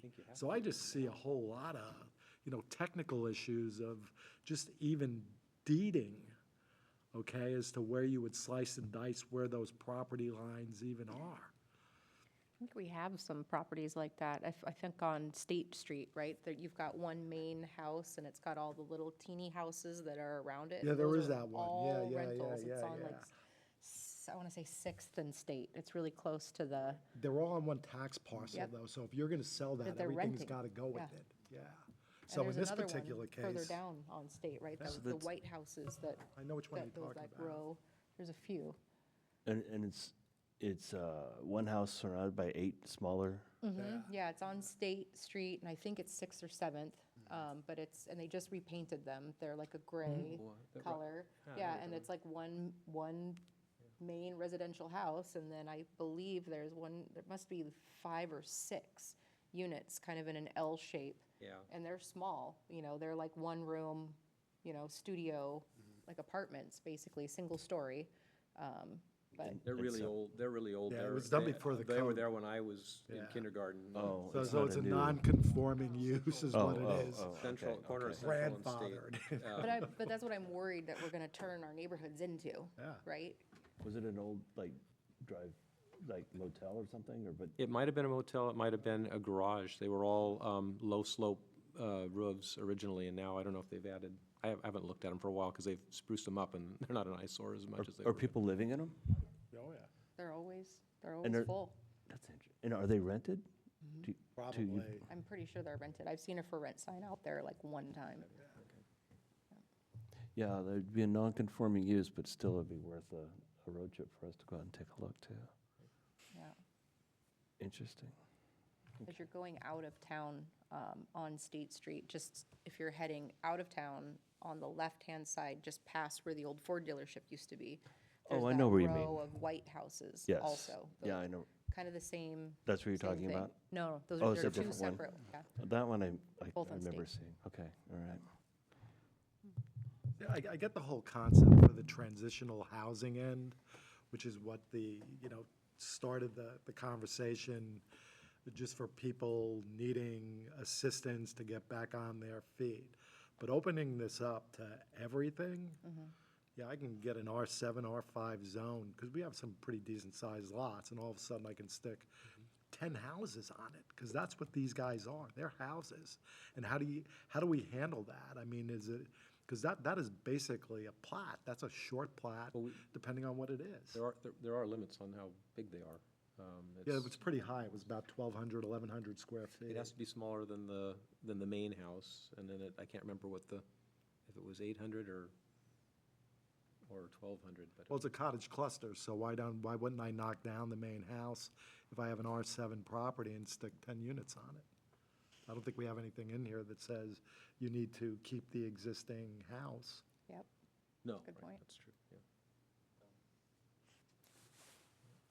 So it sounds to me like maybe the main conflict here is because our legal advice said that, if I understood it correctly, we cannot say that in order to do a cottage cluster, you have to make it affordable. You have to be able to do that and not, so it has to be a bonus, and then it kind of is causing a problem because now we have just regular market rate, whatever, cottage clusters that could happen, which is basically then seems to be going against the zoning that it's in, where it's just basically a convenient way for people to get more. And they said we had to, they said we had to give the incentive? to They, For the bonus, for the density increase, and that's pretty typical. I've seen other jurisdictions do it, where they'll give you a bonus density based upon X amount of percentage of the project that is specific to affordable housing. Like in King County and Shoreline, it was 60% of the average median income, which is $147,000 in King County. Right? I don't understand incentivizing making problems.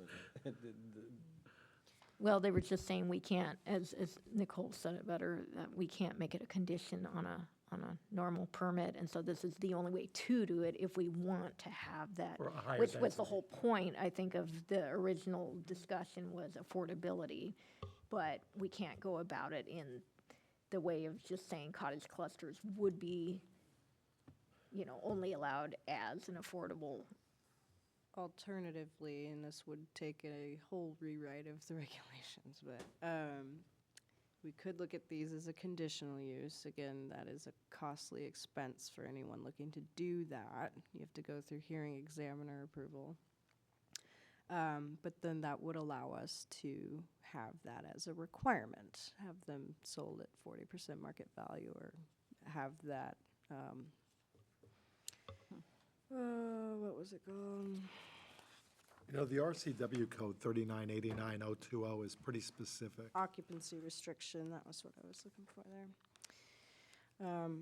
But if I'm understanding the legalities of this correctly, if we went and worded this as, if it was a conditional use type of permit, then we could work that into as being a requirement rather than using incentives like density bonuses or impact fee reductions or things like that.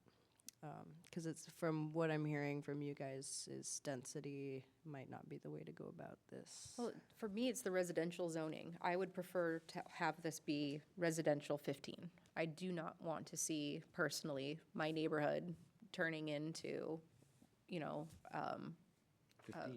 teeny home communities where where you've got homeowners that are coming in or out of state, out of city, out of country, companies coming in, buying up properties that have the potential to be teeny home communities and then building these houses on here for rental properties if they can't subdivide and sell them. I think it defeats the purpose. So I think we need to preserve the neighborhoods that we have, take residential 5 and 7 out, and keep this to residential 15, because you're also talking about the infrastructure requirements, the water, the sewer, the electric, all that needs to go into, that's very consistent with multi-tenant, not single-family units in already condensed neighborhoods. Good point.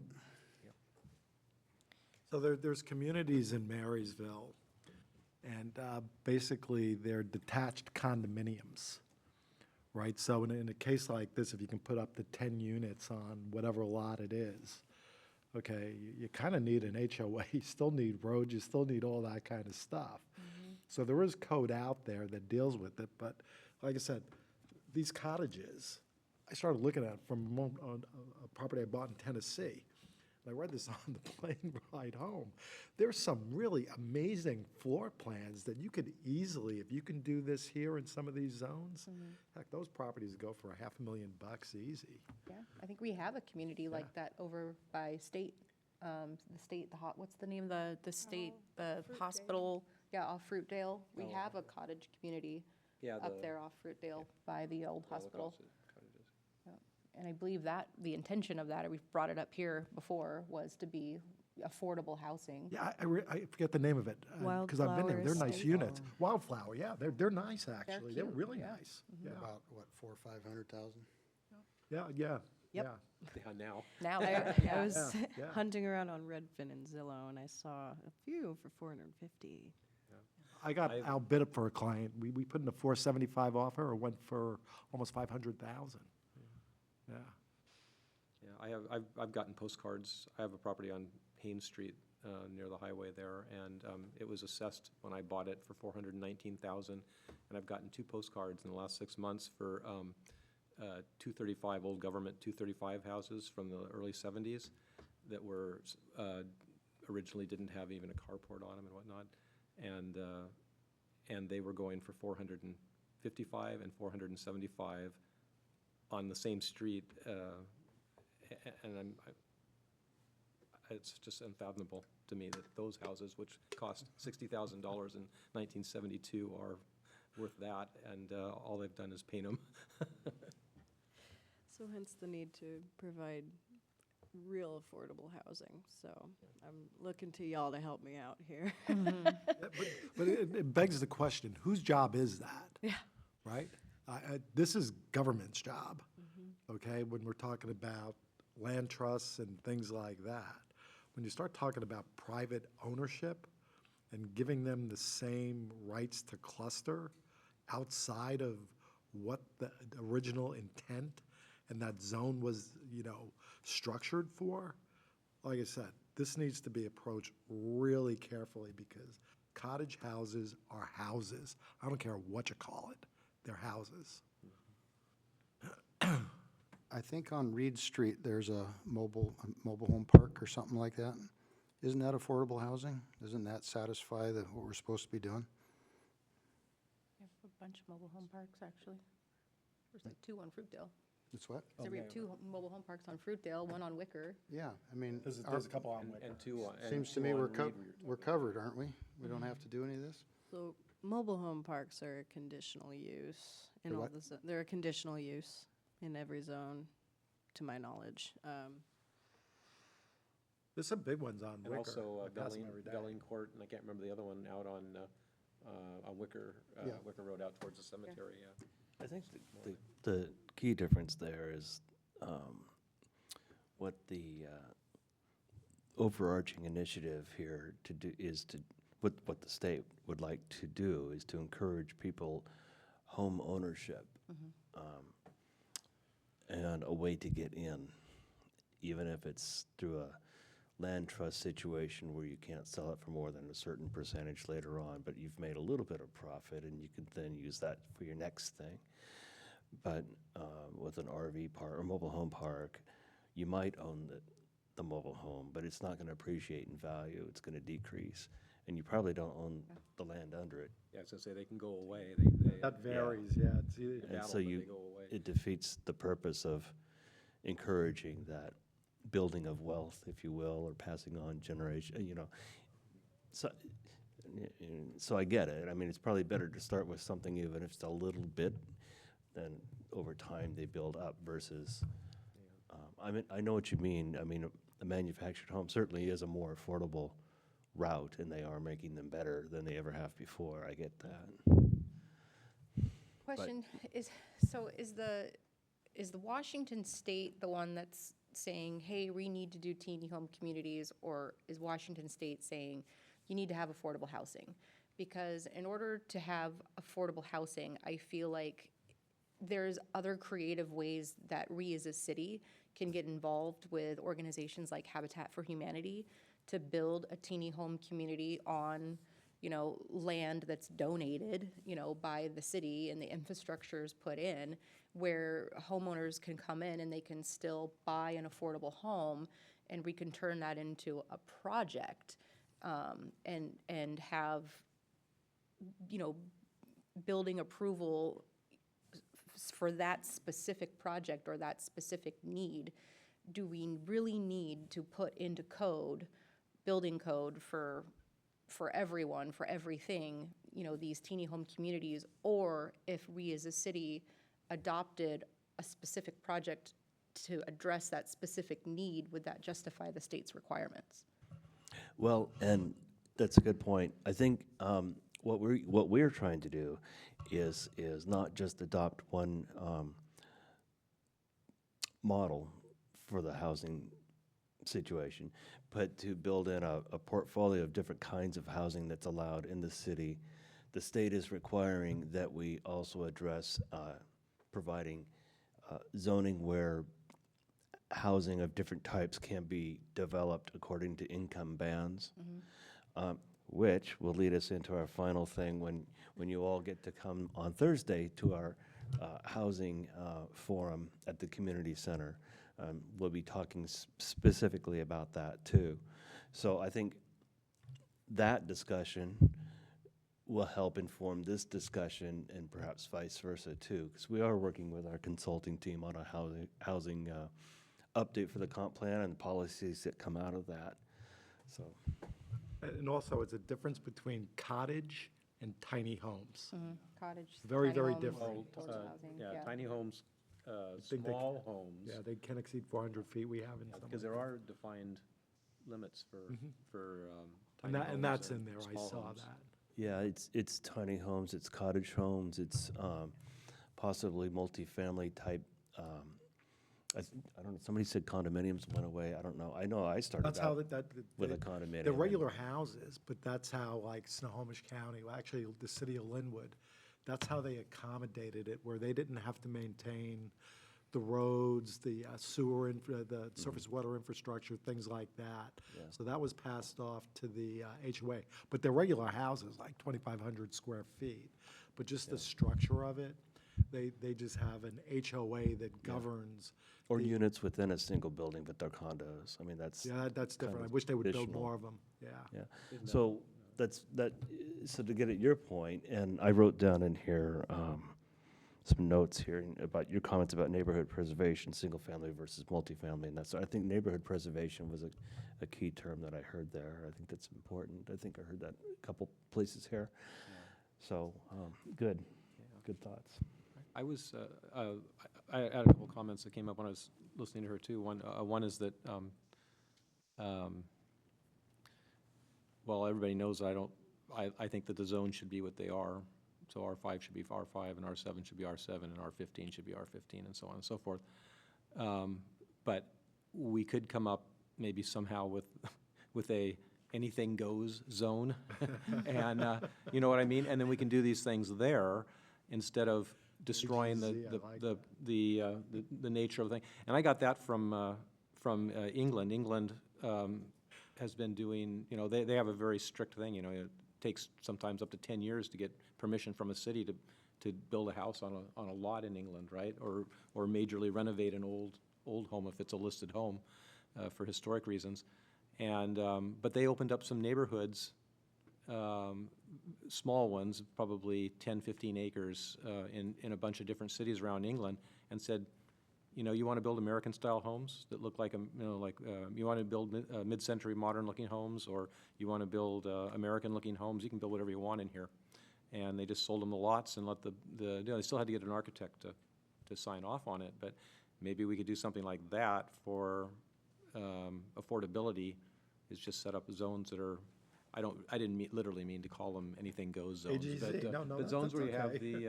where you have, you know, the developers have the right to come up with their, or work with the city, negotiate with the city with what's going to happen there. So anyway, that was just a couple of things that. Yeah, I think this topic does require thinking outside the box, clearly, so that's a challenge. Their issue is style. Ours is zone, or ours is density. You know, I live on an R5 lot, and I have 2 R5 lots next to me, and the total of the 3 lots are the total of 3 lots are just barely a half acre, maybe a little over a half acre. And according to the state's rules, I can build 8 accessory dwelling, well, I can put 3 on each lot. So I have 3, 6, 9 houses in half of an acre, and it's zoned R5. That's insane, right? I mean, Here we're saying 8 per R5 lot, so you can do 16 cottages. I could do 16 cottages on an 16 acre. if I cottages, had it, houses. yeah. I'll show you the. In an these are R5 zone. beautiful, these places. Yeah. I'm looking to build one. I can't do it because I can't afford it, but it just drives me insane that I could have all that stuff popping up in my front yard. And You know, this is a great discussion. I'm not looking at, throw any flies in the ointment. I said this from day one. We need to take our time with this, because this is a major change. I don't disagree. Yeah. So I do want to wave the flag on time. We have one Yeah. more item to go over tonight. So I'd like to ask, give me some direction. What is your request as the planning commission for me to do? Could be study something. It could be take out R5 and R7, but point me in the right direction. Yeah, I You know, like can we, removing can we R5 and 7. actually, there's a lot here. bringing in or taking out. There's a real lot here that I've gone through it, and the thing that got me was you were looking for a recommendation tonight to the city council, like to see and that just No, wasn't no, we're happening. just discussing it. Yeah, well, I'm just looking at the top of the memo. There's a lot to look at here, and a lot of people have some really great ideas. So you did a lot here. You know, let's actually look through this, and at the next meeting, come up with some kind of structure, because we have a difference between the affordable land trust, what do you call it, nonprofit situation that I know people are looking to do on the nonprofits, okay, as well as the affordable, that the state has code, and it's very specific in that RCW stuff. And then let's start comparing it to what you guys put together. But this is gonna take a little bit of time to get right. And it's that whole density thing too. Cottages or houses, like I said, I spent the 5-hour flight saying, wow, I want one of these. So there's a whole lot to really wrap our heads around as far as, because the devil's always in the details. And this commission, we have to get into the weeds. That's what we're chartered to do. I might also, Sorry, let me just, I want to give him one more idea. Yeah. Or you one more idea. I'm not sure, you guys are working together, but anyway, you know, that could be the incentive for regular developers. If you create a zone that is, that's the, you know, do whatever zone, and you're only letting nonprofits and trusts and those people, churches and Habitat for Humanity and all those groups, and you're letting them build these tiny home communities or whatever they come up with to make them affordable, the developers are going to say, how come these guys get to do that and we don't? Well, if you want to do that, you can do that, but you have to be affordable, right? So that could be the incentive to them without giving them, you know, more density or whatever, blah, blah, blah, is that you can do what these guys are doing and you can get in the game too. So anyway, sorry, Nicole. worries, it's a Get that off great my idea. chest. So, We'd have to put are you some talking thought about like into a new kind of zone? Or an overlay. Yeah, I mean, the state tells us we have to do some of this stuff, and so we got to be creative about it, right? Yeah. So do we really want to destroy R5 and R7 neighborhoods until we're ready to upzone them in a serious way and say, okay, now R5s are all R5s are all R7 now, which happens eventually if you're a city and you're growing. But I'm saying let's preserve the neighborhoods we have now as they are, and make it a zone where these groups that want to do this stuff I to get it. make affordability. That's It's like a interesting. free enterprise zone for building tiny homes or whatever it takes to be affordable, and they can run their own experiments in that area. This is just a thought. I've just Yeah, it's an Brainstorm. interesting thought. and Is- I'd like to have a meeting just with myself and, you know, maybe the Woodmanseys and Janikes and just hear from them, like, what would it take for them to have interest in something like this? Just to start that conversation too. They'll let you know. I know, yeah, they will. okay. Are Shall we you move wanting on? to say, anybody? Commissioner DeVoynes, anything? I'm trying to get my head wrapped around this idea of income band, housing for income band, and how might that work. And because I'm having to Commissioner Joe's point, if I build a house for 200,000, I can always sell for 80. I'm not gonna do that. It's true, yeah. So the housing based on income bands, so it's confusing. So there's- I don't see how you can make that work. Yeah, I'm just trying to there's understand a how would you scales. do that. You're right. 0 it to is. 30% is your very low income, extremely low income. 0 to 50, low in, or what is it? So it's extremely, very low. Low income is up to 80%. Then you start working up into your moderate and higher, yeah. So Of area median income. area median income, so it's, So let me ask you, we're going to be the IRS? You know how many people work for cash?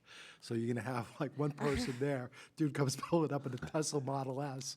It's Right. like, hey, my dad gave it to me. All I'm saying is it's a real tough thing to Yeah. administer. yeah, Like, so you know. the state's asking us, basically, they've done all this study that they've come together and determined, we have a missing middle, right? So housing for folks who fall within the 30% to 80% area median income.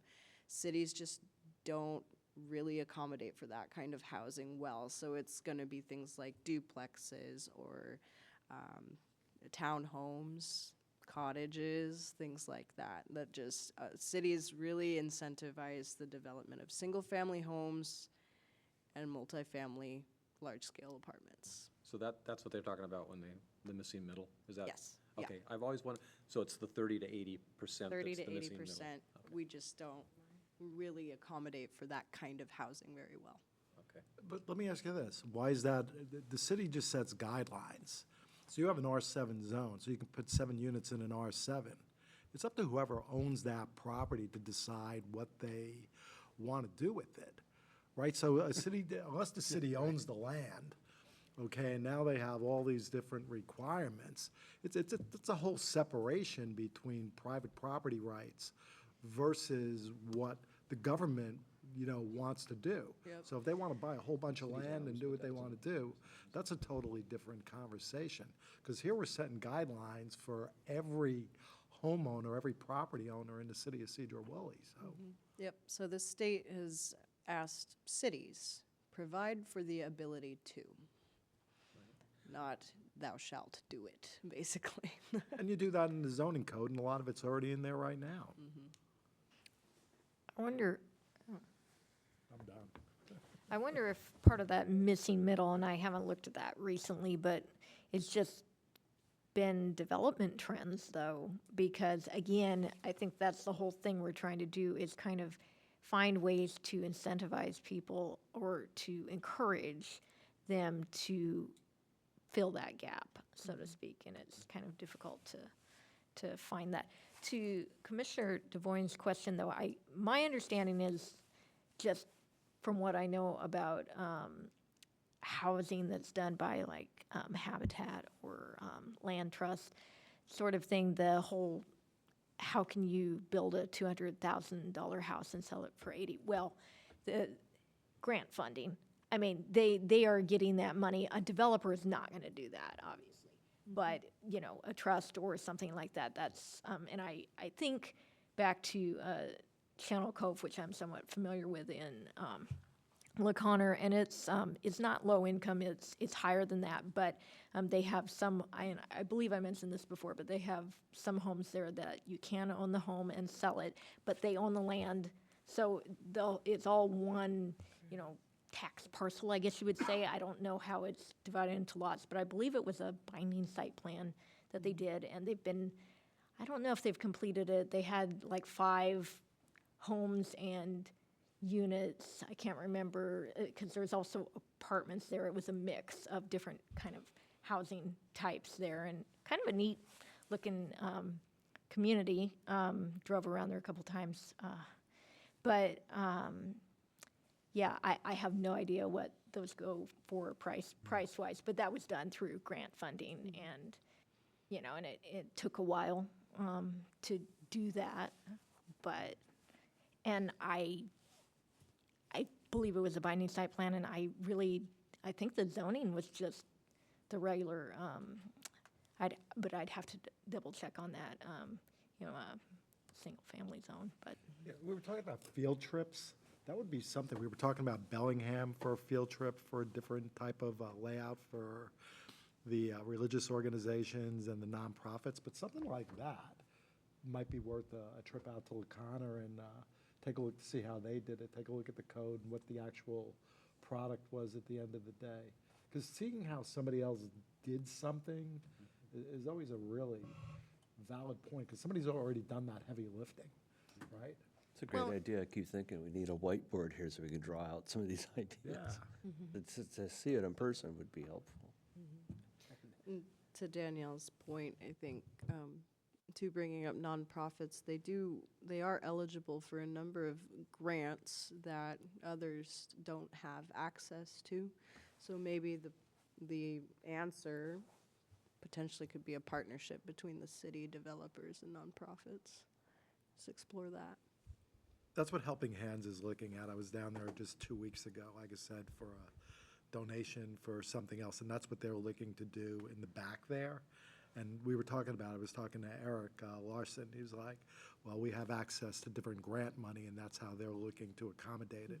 They're just waiting for us to give them some guidance on the code side. And I just mentioned to him, I said, yeah, we're working on it, but it's not going to happen overnight, so. In the interest of time, can we give everyone one last shot at this, and we'll move, there's one more item on here if you want to do it. But Commissioner Sexton, do you have anything else to add? I don't at this time. Okay, would you care, Jet? Not at this time. Commissioner Jasper. Jasper?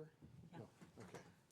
That's a mountain pass in Canada, isn't it? I think so, a couple cities and a really hard stone.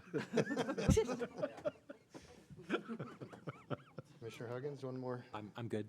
Okay, so can we close this one at 8:30 and we'll discuss, we'll all read it, come up with ideas for next month? I know you wanted some good topics, but we don't quite have them yet. Mull it over, that's okay. Thank you, a lot of great ideas, got me thinking. Now, we're done with that at 8:31, and we have one more thing, new business. Proposed amendments to Title 17 Sedro-Woolley Municipal Code to update residential parking standards, and if you want to do that next month, we could probably talk about it. Or if you want to do it now, great. It's up to you guys how you want to do this. I know we've had a couple of city council people ask us how we're doing on that. If you're not ready to finish the discussion tonight, we could at least start it perhaps, and then I could give them that update that you've at least started having that discussion. Poked it with a stick. Well, should we at least hear what we're talking about and see if we have time?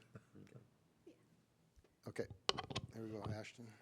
Okay, so back in June at a city council meeting, we were looking at work-live units, and one of the issues that was brought up by the council members was parking, and that sort of led to a larger discussion around parking for all of our residential uses in the city. And they were concerned with a lack of parking. They felt that we didn't have sufficient parking for visitors and both for the on-site for the residents of these units. And one of those reasons was that because the price of housing is increasing, we're starting to see larger families move into smaller units, and they have more cars than what we are providing for these smaller units. So they did want to see us increase parking specifically for multifamily residential units, but we looked at single-family residences as well. One thing I did want to point out was that across Washington State and the broader United States is cities are just outright eliminating parking standards. And these are our larger cities. So an example I like to use is Spokane is the largest city in Washington that has outright eliminated parking requirements. I do not want to eliminate parking requirements in Sedro-Woolley, but I would like to set a maximum in our zones that are designed for pedestrian use. So I'm thinking the urban village mixed use overlay zone, because that is intended for work, live, play, all in the same area. It's meant for a pedestrian-oriented scale. And also our central business district, which is, you know, you can build up to the lot lines. There's a lot of walkability in there. People are attracted to the walkable nature of the CBD. So that's the issue at hand.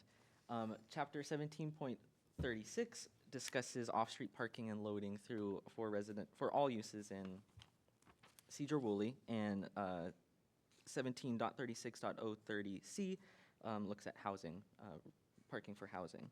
And so in the past, we had just required 2 parking spaces per dwelling unit. And now we're looking at requiring parking according to the bedroom count, as well as adding specific requirements for guest parking for these uses. And this is supposed to better accommodate each individual dwelling unit type and the amount of parking that we expect for each of those. And so I got these numbers based off of about 10 different cities in the region. I looked at for the 4 cities in Skagit County and the town of LaConner. And then I also looked at Island County and Whatcom County and Snohomish County, as well as MRSC, which is a good planning resource that I believe the state operates that. So I can go through the table. You guys are more than welcome to read the table as well. But one thing I did want to point out that's at the end of the table is that in the event that the required amount of parking is a decimal, for example, if it is even 0.25, they will be required to round up, regardless of if it's 0.25, 0.1, whatever it may be, they've got to round up to the nearest integer, whole number. And then all the following sections in this update is to update the rest of the chapters that are specific to each of the zones. So did we want to start with this 17.36 that discusses the standards for all of the zones? Should I cover each of the zones and then open up to discussion? Do we have any pressing thoughts at the moment? We'll be here all night. We'll be here all night if we do it. section by Just section. letting you True, know, dude. yeah.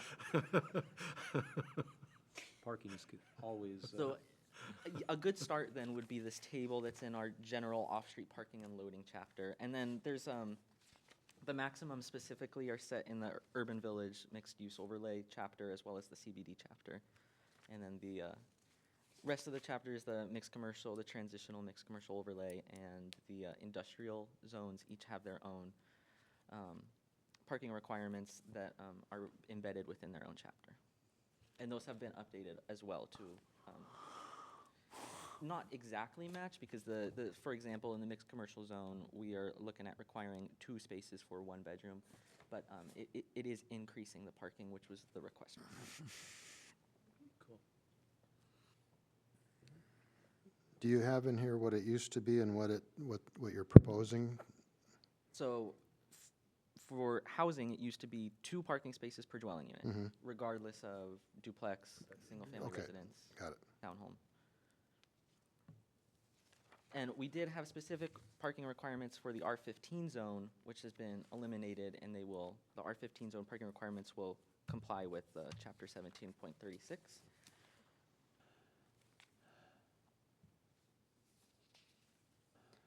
Well, may I make a proposal that we all, now that we know what we're doing, go through this and discuss it next month? Is that something I can say, or should I?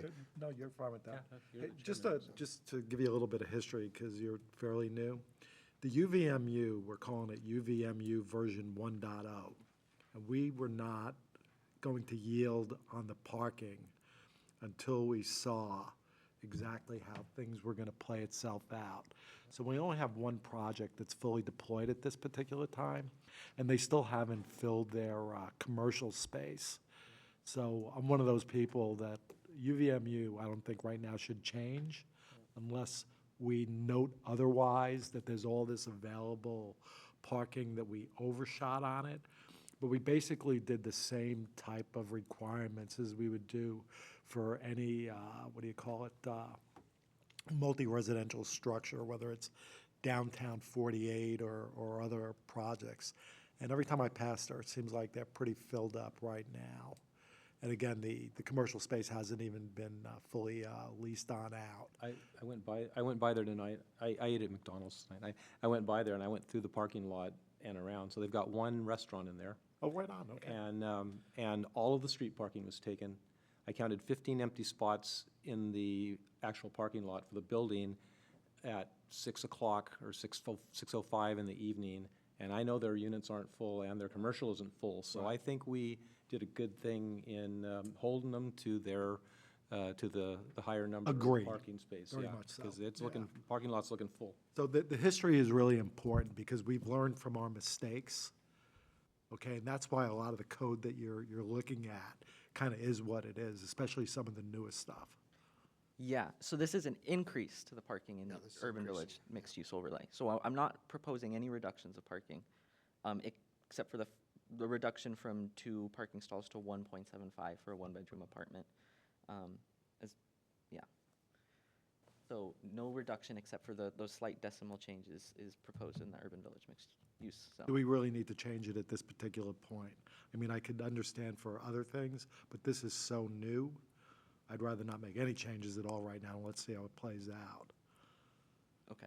Yeah. Just because that was a lot of the input from the development side, saying, well, we want to do this swapping, that, okay, the commercial side isn't going to be full at 8 o'clock at night. Well, we don't really kind of know that. So, again, it's been, I don't think the RJ project's been online for barely a year right now.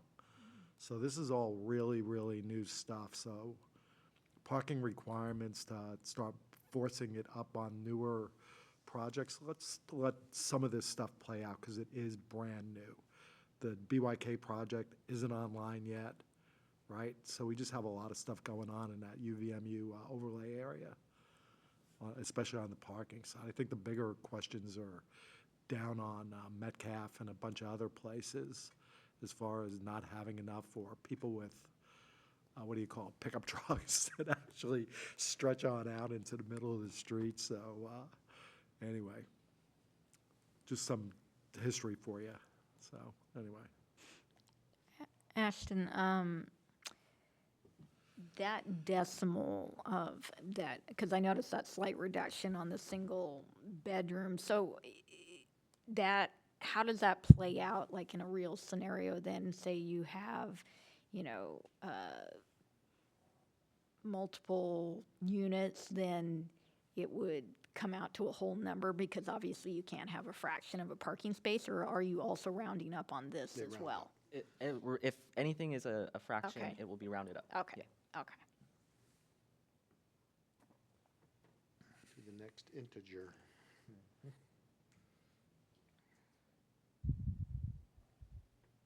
So we're studying. Oh, What's that? So if I heard you right, so study up and we'll bring this back. meeting. Yeah, Commissioner Fatizzi has a good point. But I'd like everyone to have a say, in this. But I think it would be past 9 o'clock if Yes. we want to proceed. So my suggestion is we all get a say-so next month, if you can squeeze it into next month's agenda. If that's fine. Best way to go about that would be a motion to table the item until next A meeting. motion to table. Can I get a motion to table by anyone? I motion to table the proposed amendments to update residential parking standards to next month. By Commissioner Sexton, and a second. I'll second that. Commissioner Huggins seconds that at 8:42. All in favor of tabling, say aye. Aye. Aye. All opposed? Okay. We will table that until next month. And next up, information discussion item, September 19th, 2024 Housing Forum invitation. Okay, I promise this won't take too long. We have a slide deck of 55 slides we're going to go through. So a couple weeks ago, more than that now, I guess, it was August 21st, the League of Women Voters and some other folks in town organized a housing forum that was held here in this facility, and we heard from different panelists but there wasn't an opportunity for folks to ask questions and get answers back. And I could tell there was a full house. The topic of housing is a very big issue, especially for this community. And so we thought we would work with our consultants who are updating our comprehensive plan to see if we could offer a second one. Perhaps, well, it is designed to be a little bit differently. We're not going to have a panel, but what we're going to do is ask our consultant to present their data on the, I'm getting tired here, on the housing, land capacity analysis and some other housing data that they've been putting together. So, and then offer ample Q&A time for people that attend. So I do encourage you to please come join us. We did put a notice in the paper that there could be a quorum of the Planning Commission as well as City Council. So don't worry about that. If more than 3 of you show up, it's fine. But I think it'll be a great opportunity, especially as we've been talking about housing and standards here tonight. So, yeah, please come. Just so Will you there know, be you're cookies? competing with the varsity. Well, they did promise snacks, and it's actually Helping Hands who is going to Yeah. help with snacks. They got some grant money from the state too to help us with comp plan updates, so they're going to do Good, that, yeah. and yeah. So I'm sorry. Did you? So, yeah, it's kind of a joke, but not really. You're competing with the varsity football game on Thursday night. Oh, at no. school, and it's youth night, so all of the Oops. junior Cubs teams will also be at the game on Oh, gosh. Thursday. Okay. I'll be at your event. Yeah. Okay. Well, It's a big, I mean, a lot of people show up to the high school. It's a Sure, super small right. town, Football Yeah. town, so that's Oh, where a lot boy. of people go. And they're on I need to Thursday think night ahead this on week? those Thursday things. night, Thursday it's night the, this week? Oh, Yeah. We'll be able to hear them from the community center, I'm sure. Oh, you'll hear them from my apartment. Yeah, It's I can right hear them there. from, The football game parking is going to be at the community center, I think. Oh my gosh. Okay, so get there early. and 6 o'clock, 6:30? At 6 o'clock. Yes. 6 o'clock? Yep. Okay. Yeah. also with the gates open for the football game. Oh my gosh. Okay. So we have a contest. I think I know who's going to win. Anyway, but yeah, please. Come out during halftime, I'm sure. the Yeah, community will halftime. love There it. you go. Do a little show. Yeah, you bet. Thank you.